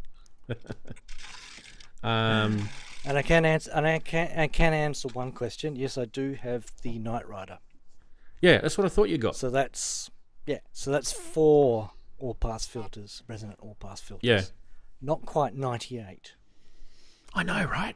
That's insane, isn't it? Bonkers. It is. Yes. Yeah. Something interesting happens. Something interesting is happening there. Yeah, I do like that. The smear. Yeah, it's got me pinging. So yeah, where to put your gear is what we're talking about now. So yeah, we have got lots of ideas. Chris? TARDIS would be great. TARDIS. I'm thinking. Yeah. Actually, that slidey draw things you showed at the beginning looked exactly what I needed until you told us everything about it, Hmm. and then it wasn't. I'd like something pretty similar though, but half the width. Half the width would fit in there. Lots of slidey drawers. You want a 19-inch rack width, which that was double. Yeah, perhaps a little bit wider and deeper. Yeah, I'm not only quite because as I've got heavy. a very specialist case. I need a lot of depth to get all the way to the back corner of the room, because that's how many synths I'm going to have to pack in there. Yeah. Well, So if as you I guys said, like 19-inch rack and you don't have the space, you want to move it around, you can buy those server racks on eBay. They're just the framework ones, just the On the posts, wheels. not the Yeah. heavy duty with the doors on wheels, and you can just wheel around your studio. Yeah, Toman actually sell them. I got one on wheels Yeah. right down there. Yeah, you can get them from Toman. Because when I was looking at that combo rack thing, you scroll down to the bottom and it shows other products that people have looked at that are similar to this, and there was a little wheelie mobile rack jobber there. I got a bunch of free server racks can work, but they're kind of heavy. Those smaller racks are better because they're not so heavy when you pack them up. Yeah. That's Chris. That's basically exactly what happened with me when I saw the combo rack from Toman. I thought I'm going to show the people on the show, and then I started researching it, and I went because I thought to myself, oh, maybe I might be able to put one on my desk here. Yeah. It's cool. And then I looked at it and I thought, hang on a minute. How am I going to actually see the top shelf? It's exactly the opposite of buying things on AliExpress. Things turn up larger than you expect them. You have to move to a stool instead of the normal chair. You have to get one of those higher stools for a bench. Yeah. Did I tell you guys about? Do you remember that app called Wish? Do you remember Wish? I remember Wish. Yeah. It was a complete schmozzle. I bought a Roland T-shirt on Wish, and I did it just for shits and gigs because it was $2, right? It was $2, and I thought, what could possibly go wrong? Anyway, I've got this Roland T-shirt that's supposed to be 3XL in size, and you could probably put it on a newborn baby. For a dog. Put on your dog. You put it on your dog. Yeah. It's a Roland dog. That'd look good, actually. Actually, I should do that. Bonnie look like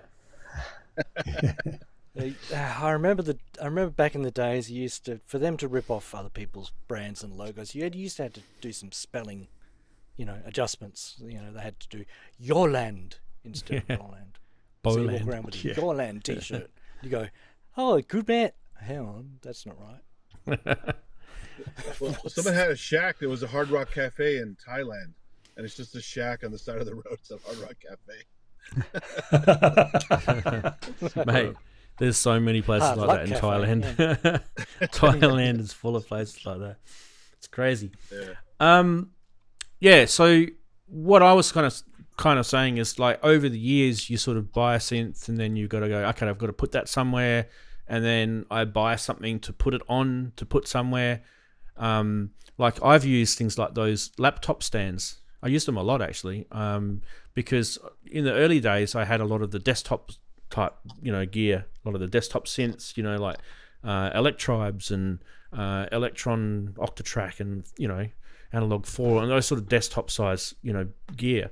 And those laptop stands that you buy from whether it's a DJ store or a IT computer store, they're actually pretty handy because some of them you can actually adjust the height of them, and some of them you can adjust the angle, of the laptop lean or whatever, and perfect. In fact, right in front of me right here, I've got a laptop stand which has got a little mini shelf underneath, which was genius, I thought. So I bought it years ago, and it's got my Keystep 32 and my ATEM Mini Pro, which runs the show, behind it on one shelf, and then underneath I've got the Selena from Behringer tucked in underneath because I don't know, why not? It fit. A bit like you, Chris. I just chuck things where they fit. That's right. Yes. Bit of Vaseline. Sometimes it's hard to find the. Sometimes it's hard to find the power supply. There's my laptop stand, which I use for the MPC. Yeah, they're really good, aren't they? Foldable. They're great. Metal, Yeah. Cheap. They're so good. Yeah. E-Mom's delight. Yeah, E-Mom's yeah, you see a lot of them at E-Moms. Yeah. Not unless you're we doing need to what do I an do, E-Mom here. and that's taking the whole kit in to boodle and God knows what. take hours to set it up and take hours to pull it down.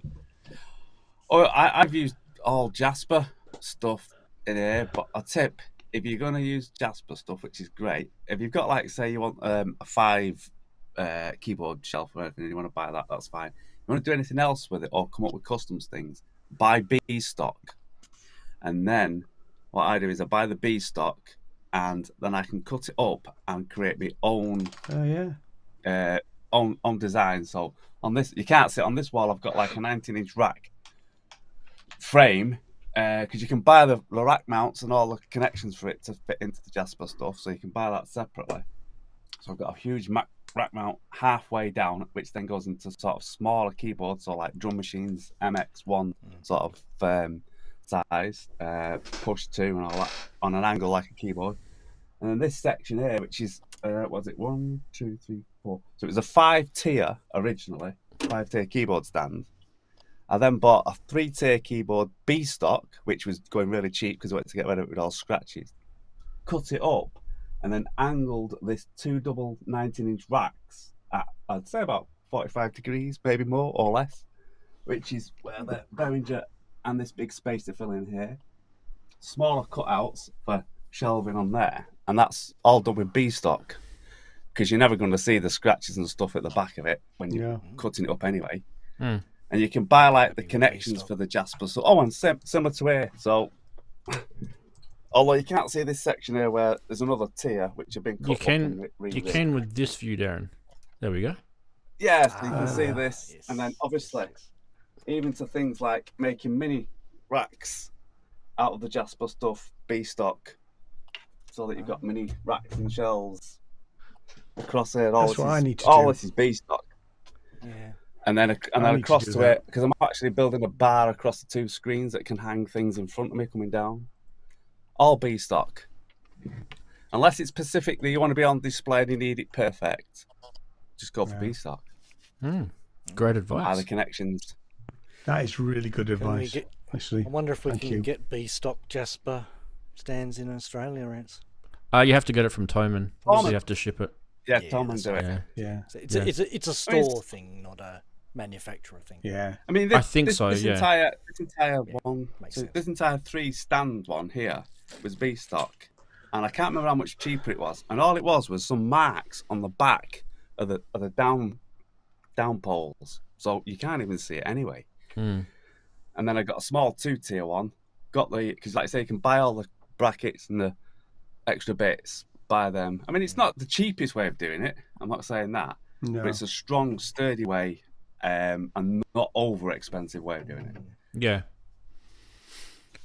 One of the things that I've done, I think I've shown you guys, years ago, is I've built my own rigging, for things that you want to clamp to, and because not everything's a synth that needs to sit down. Some stuff you might need lights pointing down and things that you want to clamp above you, like iPad holders and that sort of stuff. They're always good to sort of, like, these little boom mic things are good, so you can tuck it away when you're not using it and bring it in when you need it. So anything that you can sort of clamp, and have some sort of rigging that you can clamp stuff to, especially above you. Like, I've got 3 screens in front of me. You guys can't see, but I've got 3 screens in front of me, and I've gone to a hardware store and bought these square aluminum or aluminium tubing, and they've got little plastic elbow, different sort of configurations. Cube lock, yeah, and you literally just hammer them in, and they are so solid once you've got them all clicked together, and you can hacksaw them to various lengths. They come in various lengths anyway, and they're all powder coated in black, or you can get the raw looking, ones.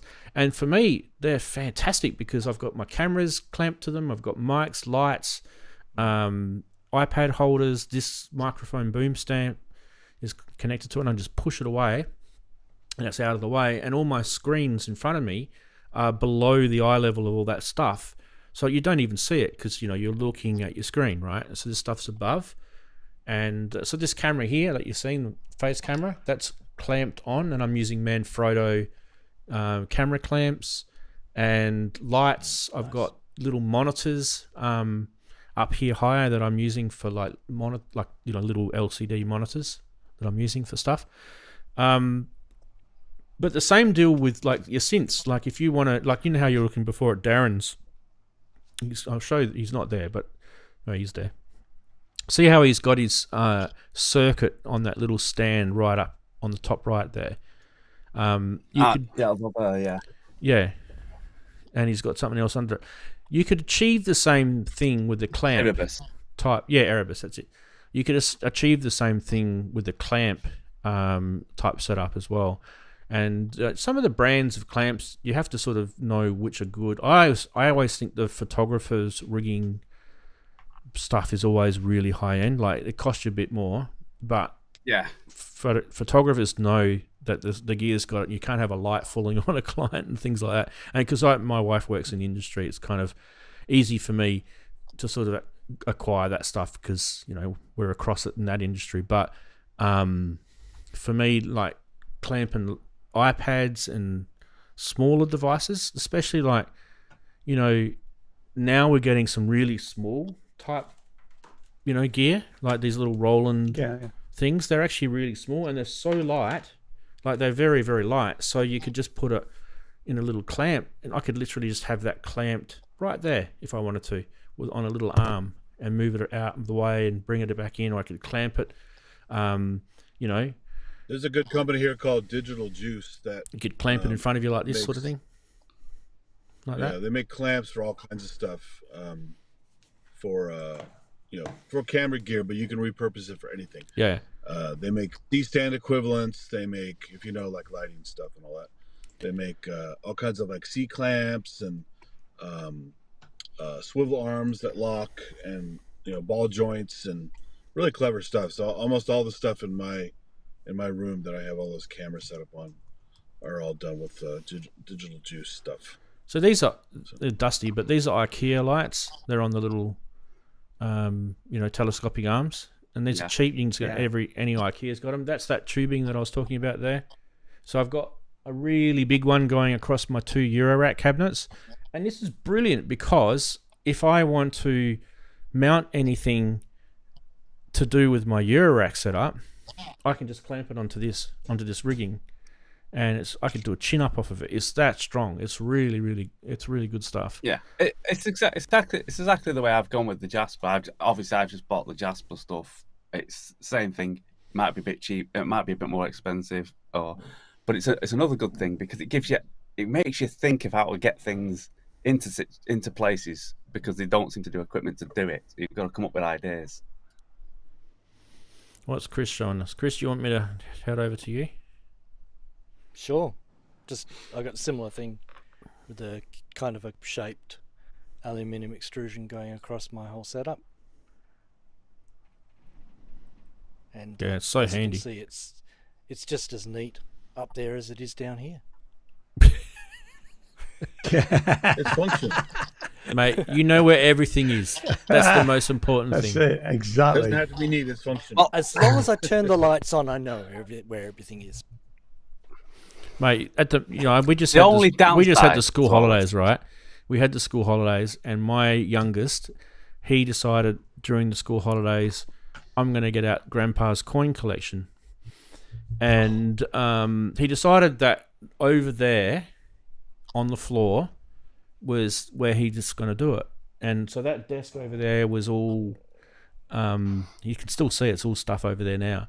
So he's working on that. He's gone back to school now, but during the school holidays, mate, this whole floor of this room was trashed with coins, and he was going through it and putting them in little card holders, and he did a good job though.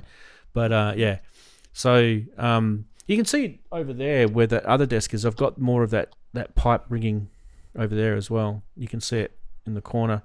So I've used it quite a lot. And it's so cheap. You pick it up from your local hardware store. Each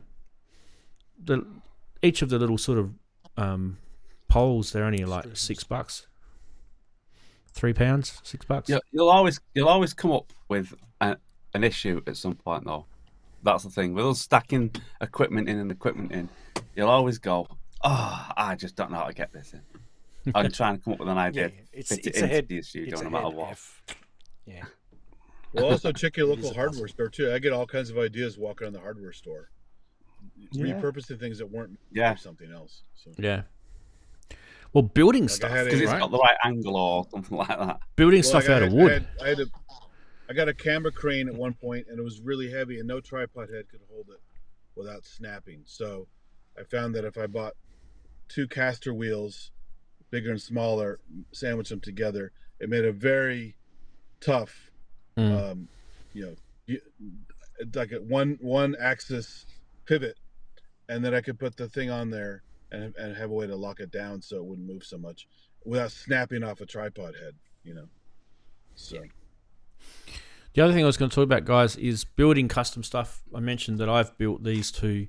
These are actually 2 separate eurorack cases, so I could actually decide if I wanted to later on. I could, split them up and put them somewhere else. You're really into that, aren't you? You said you're going to build another 2 of them.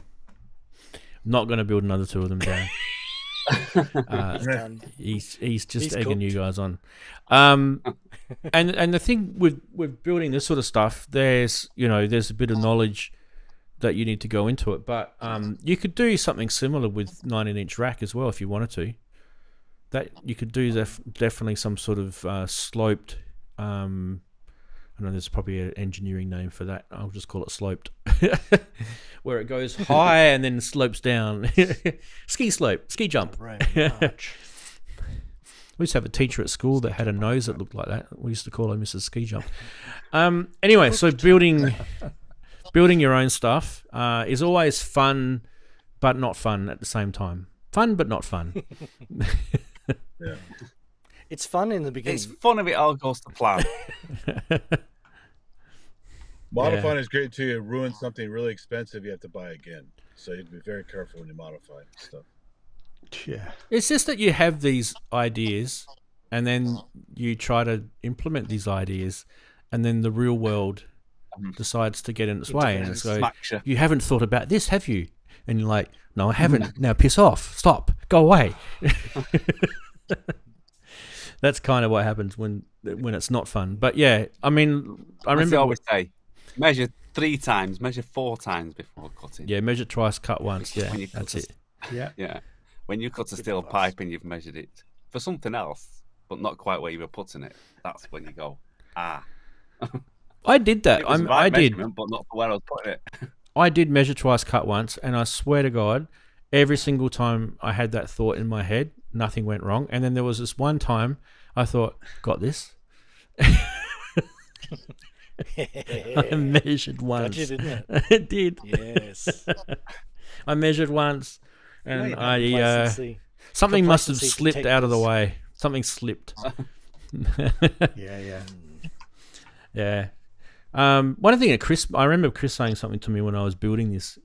He was saying like you have this. I can't remember the word you used, Chris, but you have this idea where if you are getting frustrated, and the frustration sort of leads you to sort of rushing something, because it's a frustration, and it happens in any sort of corporate job that you work in where you're doing something technical like an engineering type job. You've got to be careful of that frustration leading to, because that's where big mistakes can happen, because you might get frustrated and you think, I'm not getting through this quick, or I've got something else to do, and then you end up cutting corners or whatever. Yeah, taking shortcuts. Yeah, the danger of a shortcut. Yeah. They're very, very, alluring, tempting things. I will say, Sometimes I will agree with you on that. I will say very, very bad, because I've done that. But also, they do come up by taking a shortcut, being frustrated because the thing you were doing is not going the way it planned. Occasionally, it can come up with happy accidents, as I did with these 2 speaker shelves here, because I had cut the pole too short, and I spent 8, and it was the only pole I had, until I realised that they were just the right size for some small PreSonus flipping monitor speakers, and I could clamp them across the top. So in the end, it come out okay, but the project I was intending to do, it wasn't. Yeah, nice. That's lucky. Yes. Lucky. Yeah. Yeah, I mean, for me, I don't know, like, I don't mind building stuff. I actually get kind of a bit of a, you kind of get a little bit of a sort of a bug, yeah. Like there was one where I think you guys might remember I wanted to buy the rack ears for the Behringer gear, and I looked online, you couldn't get them, they were out of stock, and then I looked at prices of rack ears for things that were custom made, and I went, wow. And then Chris was going to make some for me at one stage, and then in the end I ended up going to a hardware store and literally just finding these L-shaped brackets that were perfect, and all I did was just hacksaw them up and, you know, file them back, make sure there was no sort of sharp edges on it, drilled the holes, and I used the existing set of Behringer rack ears that I had on one of the other ones that came for free with the synth, and they don't do that anymore, by the way. And the holes were perfectly lined up, and so I just used it as a template to drill the holes. And the job ended up costing me $6. Yeah, you can also, in some music stores, they'll sell pre-drilled rail L brackets. Yeah, you just cut them to lengths. I did that for a lot of my modules I bought that didn't have things. The holes are already ready to go with the proper threading. You just had to cut it to fit, and then it was perfect. Yeah, that's always good. Yeah. So yeah, I mean, when you think about it, you've got keyboards, you've got desktop modules, you've got guitar pedals or effects pedals, if we're going to call it that way. Yes, that's my new project. Yeah, you're starting to get into the effects pedals, Darren. Yeah, so's my oldest son. My oldest son keeps borrowing mine. They keep my drawer. I looked at my drawer with my effects pedals in it the other day, and it's like, hang on, there's about 5 effects pedals missing. Borrowing it. But he's fine. Guitar pedals are an interesting one, actually, or effects pedals are. I mean, at the moment, I just have them sitting up there. There's a Boss DD500, and then there's the Blue Sky behind it. And then I've got a whole bunch just sitting there, just getting dusty, not doing anything, but they're just handy if you grab it and plug it in. One of the things I haven't done in here is I haven't come up with a solution for guitar pedal effects pedals, because I don't really know if I want to have them permanently set up somewhere. Do you know what I mean? Like, I don't know if I want to, okay, that's where all they're going to go, and then they have to plumb all the connections to it, and then you end up introducing other audio issues when you start doing things like that. So, well, I've just got a single guitar. Yeah, I've got a single. That's what I've done. I've got a single pedal board with Velcro. So I'm only going to fit the amount that I can fit on the actual length of the pedal board. So that's my limit on the guitar pedals in situ. Obviously, still have others that'll be around, but that's going to just be an auxiliary send on, say, Ableton. So I'll just take it out, run it through them, back in again, so I can mess about with it. And I can just, like Andy says, Velcro them off, change them as when, because it'll all be set up, ready to go. Just take the pedals out, put them back on. Yeah. Although some of them do obviously start running stereo in, stereo out as a TSR cable rather than 2 TS cables, which becomes a little bit of a pain, because then you've got to switch between TSR, TS. Yeah. That one's a TSR, that one's a TS. Yeah, that's annoying. Guys in I've chat were bought talking used about pedals from guys that had the Velcro still on it because it was in their rig before they sold it. Yeah. So. The guys in chat were talking about making custom stuff. This is probably going to be dusty as hell. I made, you guys might know these things from IKEA, right? These little laptop stand things that you can get from IKEA. But I've actually drilled a couple of pieces of wood to the bottom of this. Rises. And it rises it up, yeah. So I can stick things underneath it. So this is what my MPC sits on. A little bit of pine. So you've still got a label from Bunnings on it. Very good. Yeah, still got the Bunnings label. Who cares? It's just a bit of wood. This was just a bit of wood sitting around that probably would have gone into the scrap, right? And I always keep bits of wood because I always find them so do I. handy for lifting bits of gear up. But that was a really easy job to do. I use glue as well. There's glue, not just screwed. And my MPC sits on that. And there's a whole bunch of stuff sitting underneath it, cables and things that don't get in the way, and that's why that's there. Yeah, I had to keep bits of wood as well, because when I had the angle iron stuff to go on the racks, sometimes those custom rack ears have this kind of a bend to them. The contour of the case is weird, and I had to use like little wooden shims so that the angles fit on there properly. So. What I found was interesting too was that plastic thing from IKEA, on their own they flex. If you put some sort of like a heavy item on it or something, you put, they'll actually flex. But they're just bent. It's just thin plastic. But when I screwed and glued that to the wood, it reinforced it right up. And this, like, I can press really hard on the pads on my MPC, and the thing it's so stable. It sits really, really nice. So yeah, little ideas like that are good for your gear. Engineering. Not laptop stands, monitor stands from your IT or computer shop are really good. Like if you've got a desk in front of you, I don't know if I can show you an example without actually having to pull about my desk here. I've got a monitor stand in front of me here. You'll just have to believe me. It's one of those ones that when you go to a computer shop, they lift your monitor off the standard table and they've got legs underneath them, and you slide your keyboard underneath. So I use that. I thought you guys knew that I used that. This is it here. Why is that not coming up? This is the monitor stand here.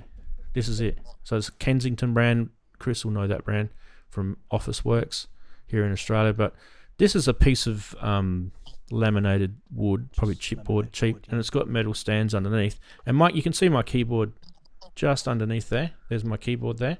And the whole beauty of this, I've used this to shoot videos and all sorts of stuff on top of, is it gives you like this service. Real nice big area here to work on, and you don't have to get your keyboard out of the way. Usually my my new Korg micro Korg sits on there at the moment. That's what usually sits on there. But yeah, they're really handy. Those just little things like that. So you know, when you're thinking about where to put your gear, all these guys here, we're all doing similar stuff, right? But all these little tips, you might just go, oh, that's a good idea. I didn't think about using a monitor stand or an IKEA. What I think they call them recipe book holders in IKEA. I think that's what that white thing was called. Yeah, that sounds right. It's kind of weird, isn't it? You get it in the kitchen section. That's where you put your recipe book in. I mean, it makes your kitchen look pretty ugly, doesn't it? Don't you think? Yeah. But laptop stands, what else did we talk about? Clamps, rack mounts, Jasper, you know, those things. Wood. General wood. Yeah, make some stuff out of wood. I've got wood lying around in fact, everywhere. that shelf across there's wood. See, I've got little bits of wood like that lying around everywhere, right? Because that might seem to you like that is useless, but that can lift a piece of gear up and angle it just enough for you to actually see the screen on it if it's like eye level, like, so that will just tilt that bit of gear nicely. So you can just put that there on your little stand and you can have something sitting on it and it just raises it a little bit like that. So pieces of wood like that are really handy. That's probably about 40 centimeters long, that bit. Yes. So keep your lumber, people. Keep your lumber. Keep your lumber in your studio where it could do good. Don't chuck your lumber out. Well, worst case scenario, you can use it for kindling in a fireplace. So. If your rack is hot enough, Yeah. Well, I mean, do you think that's kind of what these people were looking for when I said, where do you put your synths? Where to put your synths? Or were they after some sort of joke? Yeah, I did it on purpose. Wow. You didn't say insert, you said put. So yeah, I had to, you know, to tame it a little bit, Andy. I had to tame it a little bit. Yeah. We could always do with more space, couldn't we? Let's face it. I mean, this room's bigger than the last studio I had, but it's still, for me, it's still not big enough. Well, I always had to go up. That's why I got 3-tier keyboard racks.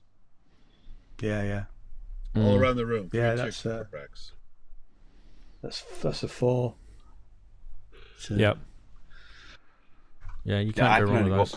I mean, you can't see, but just outside here, where this angle's out at a 45-degree angle, the frame, so the 5-tier keyboard, and on top of that, I go up about a foot to give that angle out.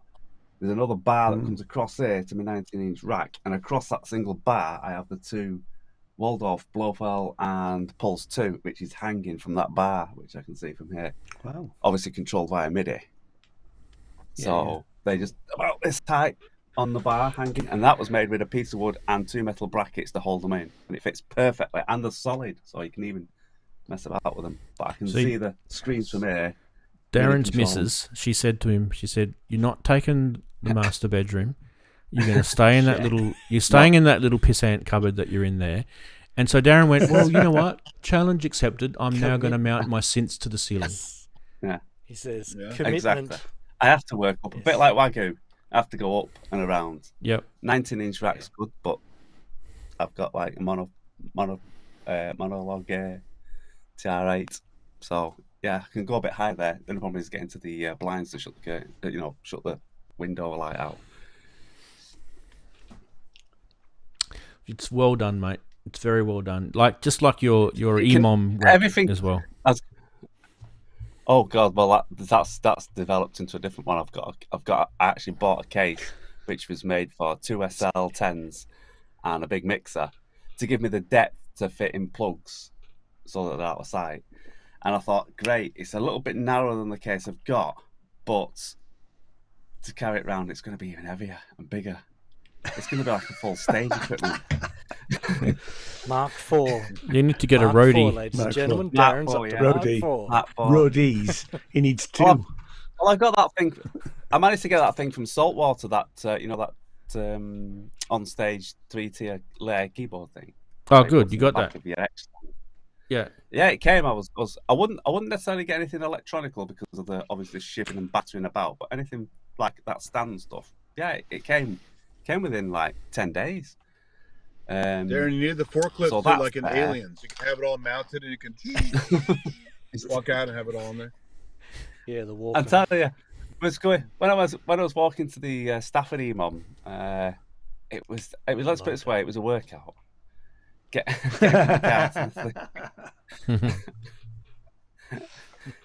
People coming out with a laptop and a little stand, and you're there sweating buckets with kit coming in, going, "Oh, are you going to a main concert?" You have to get a T-shirt that says "Roadie" on it, mate. Yeah. Yeah. I need. It's good. It's good. It's good if you wear one of those T-shirts. You don't have to talk to people. You just grunt. There's actually a movie called Roadie. All right, synth quiz time, guys. We're going to finish up the show and we're going to announce the synth quiz. I'm pretty sure most people have worked it out what it is anyway. Here is the third clue. Does that change your opinion about anything? Yeah. I was going for a 303, but it's not. All right. Well, who did we say was one of the first people to guess it? Biscuit. Vicky? Vicky got it before me, I think. Vicky man. All right. Let's see if he's right. Okay. This time I'm going to go with that. And then I'm going to go with that. Oh, it's actually in a different order. Hang on, let's do it this way. There we go. There's your answer, people. Arturia Micro Freak. So does Bicky get it, does he? Yeah, he does. Yeah. Very good. Got it pretty early, didn't he, with the first one? I knew someone would get it. He got it with the way first before one. me. Well, no, Shape or something. I thought I was Spice. the first one. That was your first one. Yeah. Oh, yeah. That's where I the got Mini it. Freak Yeah. or the Micro Freak. Yeah, it's the little chili pepper icon. Yep. Yeah. And then the second one is the other one, right, is it Dice? Spice, Dice. Yeah. Dice. Yeah, Spice, that's the second Dice, one. and then... Yeah. Yeah, I probably would have said Mini Freak and got it right. Yep. I knew that was going to be an easy one. See, sometimes I'm nice. I give you easy ones. Yeah. I'm just gutted that he beat me. It's probably the only chance I've got. I had of actually getting it right. Only because I bloody own one of them. I mean, yeah. I actually don't own one, so I've always wanted to get. I love it. It's great. Microfreak's It's great. fun, yeah. Cool. I actually probably want to get the Mini Freak, if I'm going to be honest. I That's want the one I Mini wanna get. Freak. I spent quite a lot of time playing it with the Analog London filters. pedal show. It was. yeah. I mean, I spent a good 20 minutes, half an hour on it. I loved it. Yep. Yeah. Analog filters. Well, No. I was between the Mini Freak and the Explorer. Synth Explorer. Yeah. Well, Jason, who I do some stuff with, he's got a Synth Explorer. He loves it. So it's really good. Yeah. I mean, Yeah. it's a cut down version of what I've got up there, but yeah.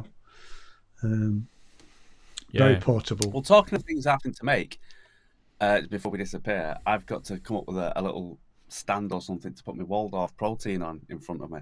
Yeah. So Yes, we're still that's my waiting for next that little demo. project. You mean like a little desktop stand thing for it? Yeah, well, because I've got my audio interfaces just there, so it's got to go below that. So it's got to be, I'd say, about a 40-degree angle, maybe, right next to all the foot pedals. I mean, they're really, really light, the protein. They're actually... Yeah. They're way next to nothing. You could probably use one of those laptop stands or clamp things, you know? Yeah, the light and the build's quite nice. So yeah, and it's a good job it comes with the little USB thing, because obviously you get USB hum noise if you're just running it, say, off a USB hub.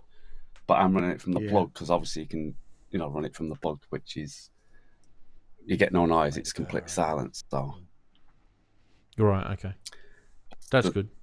But the USB thing that they give you, for to get rid of the ground loop noise, or USB noise coming through, that works okay as well. So it doesn't matter if you haven't got a plug to put it in.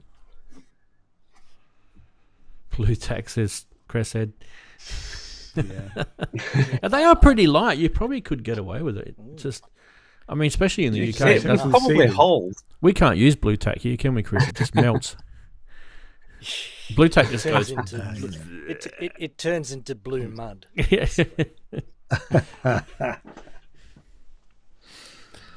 Right, guys, I'm going to wrap the show up because I've got to get up at 6 in the morning tomorrow. Crack of dawn. I do. That's too early, man.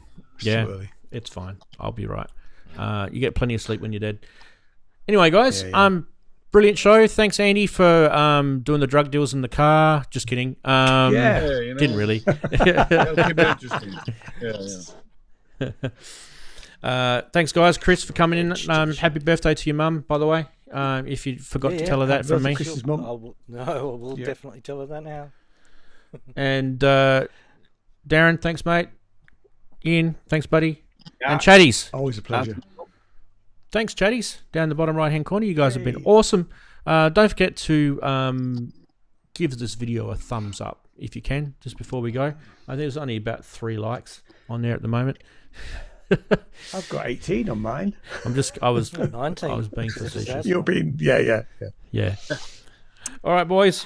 Thank you very much. We'll see you next week. See you next week, guys. Toodles. Bye, everybody. Bye. Take care. Bye.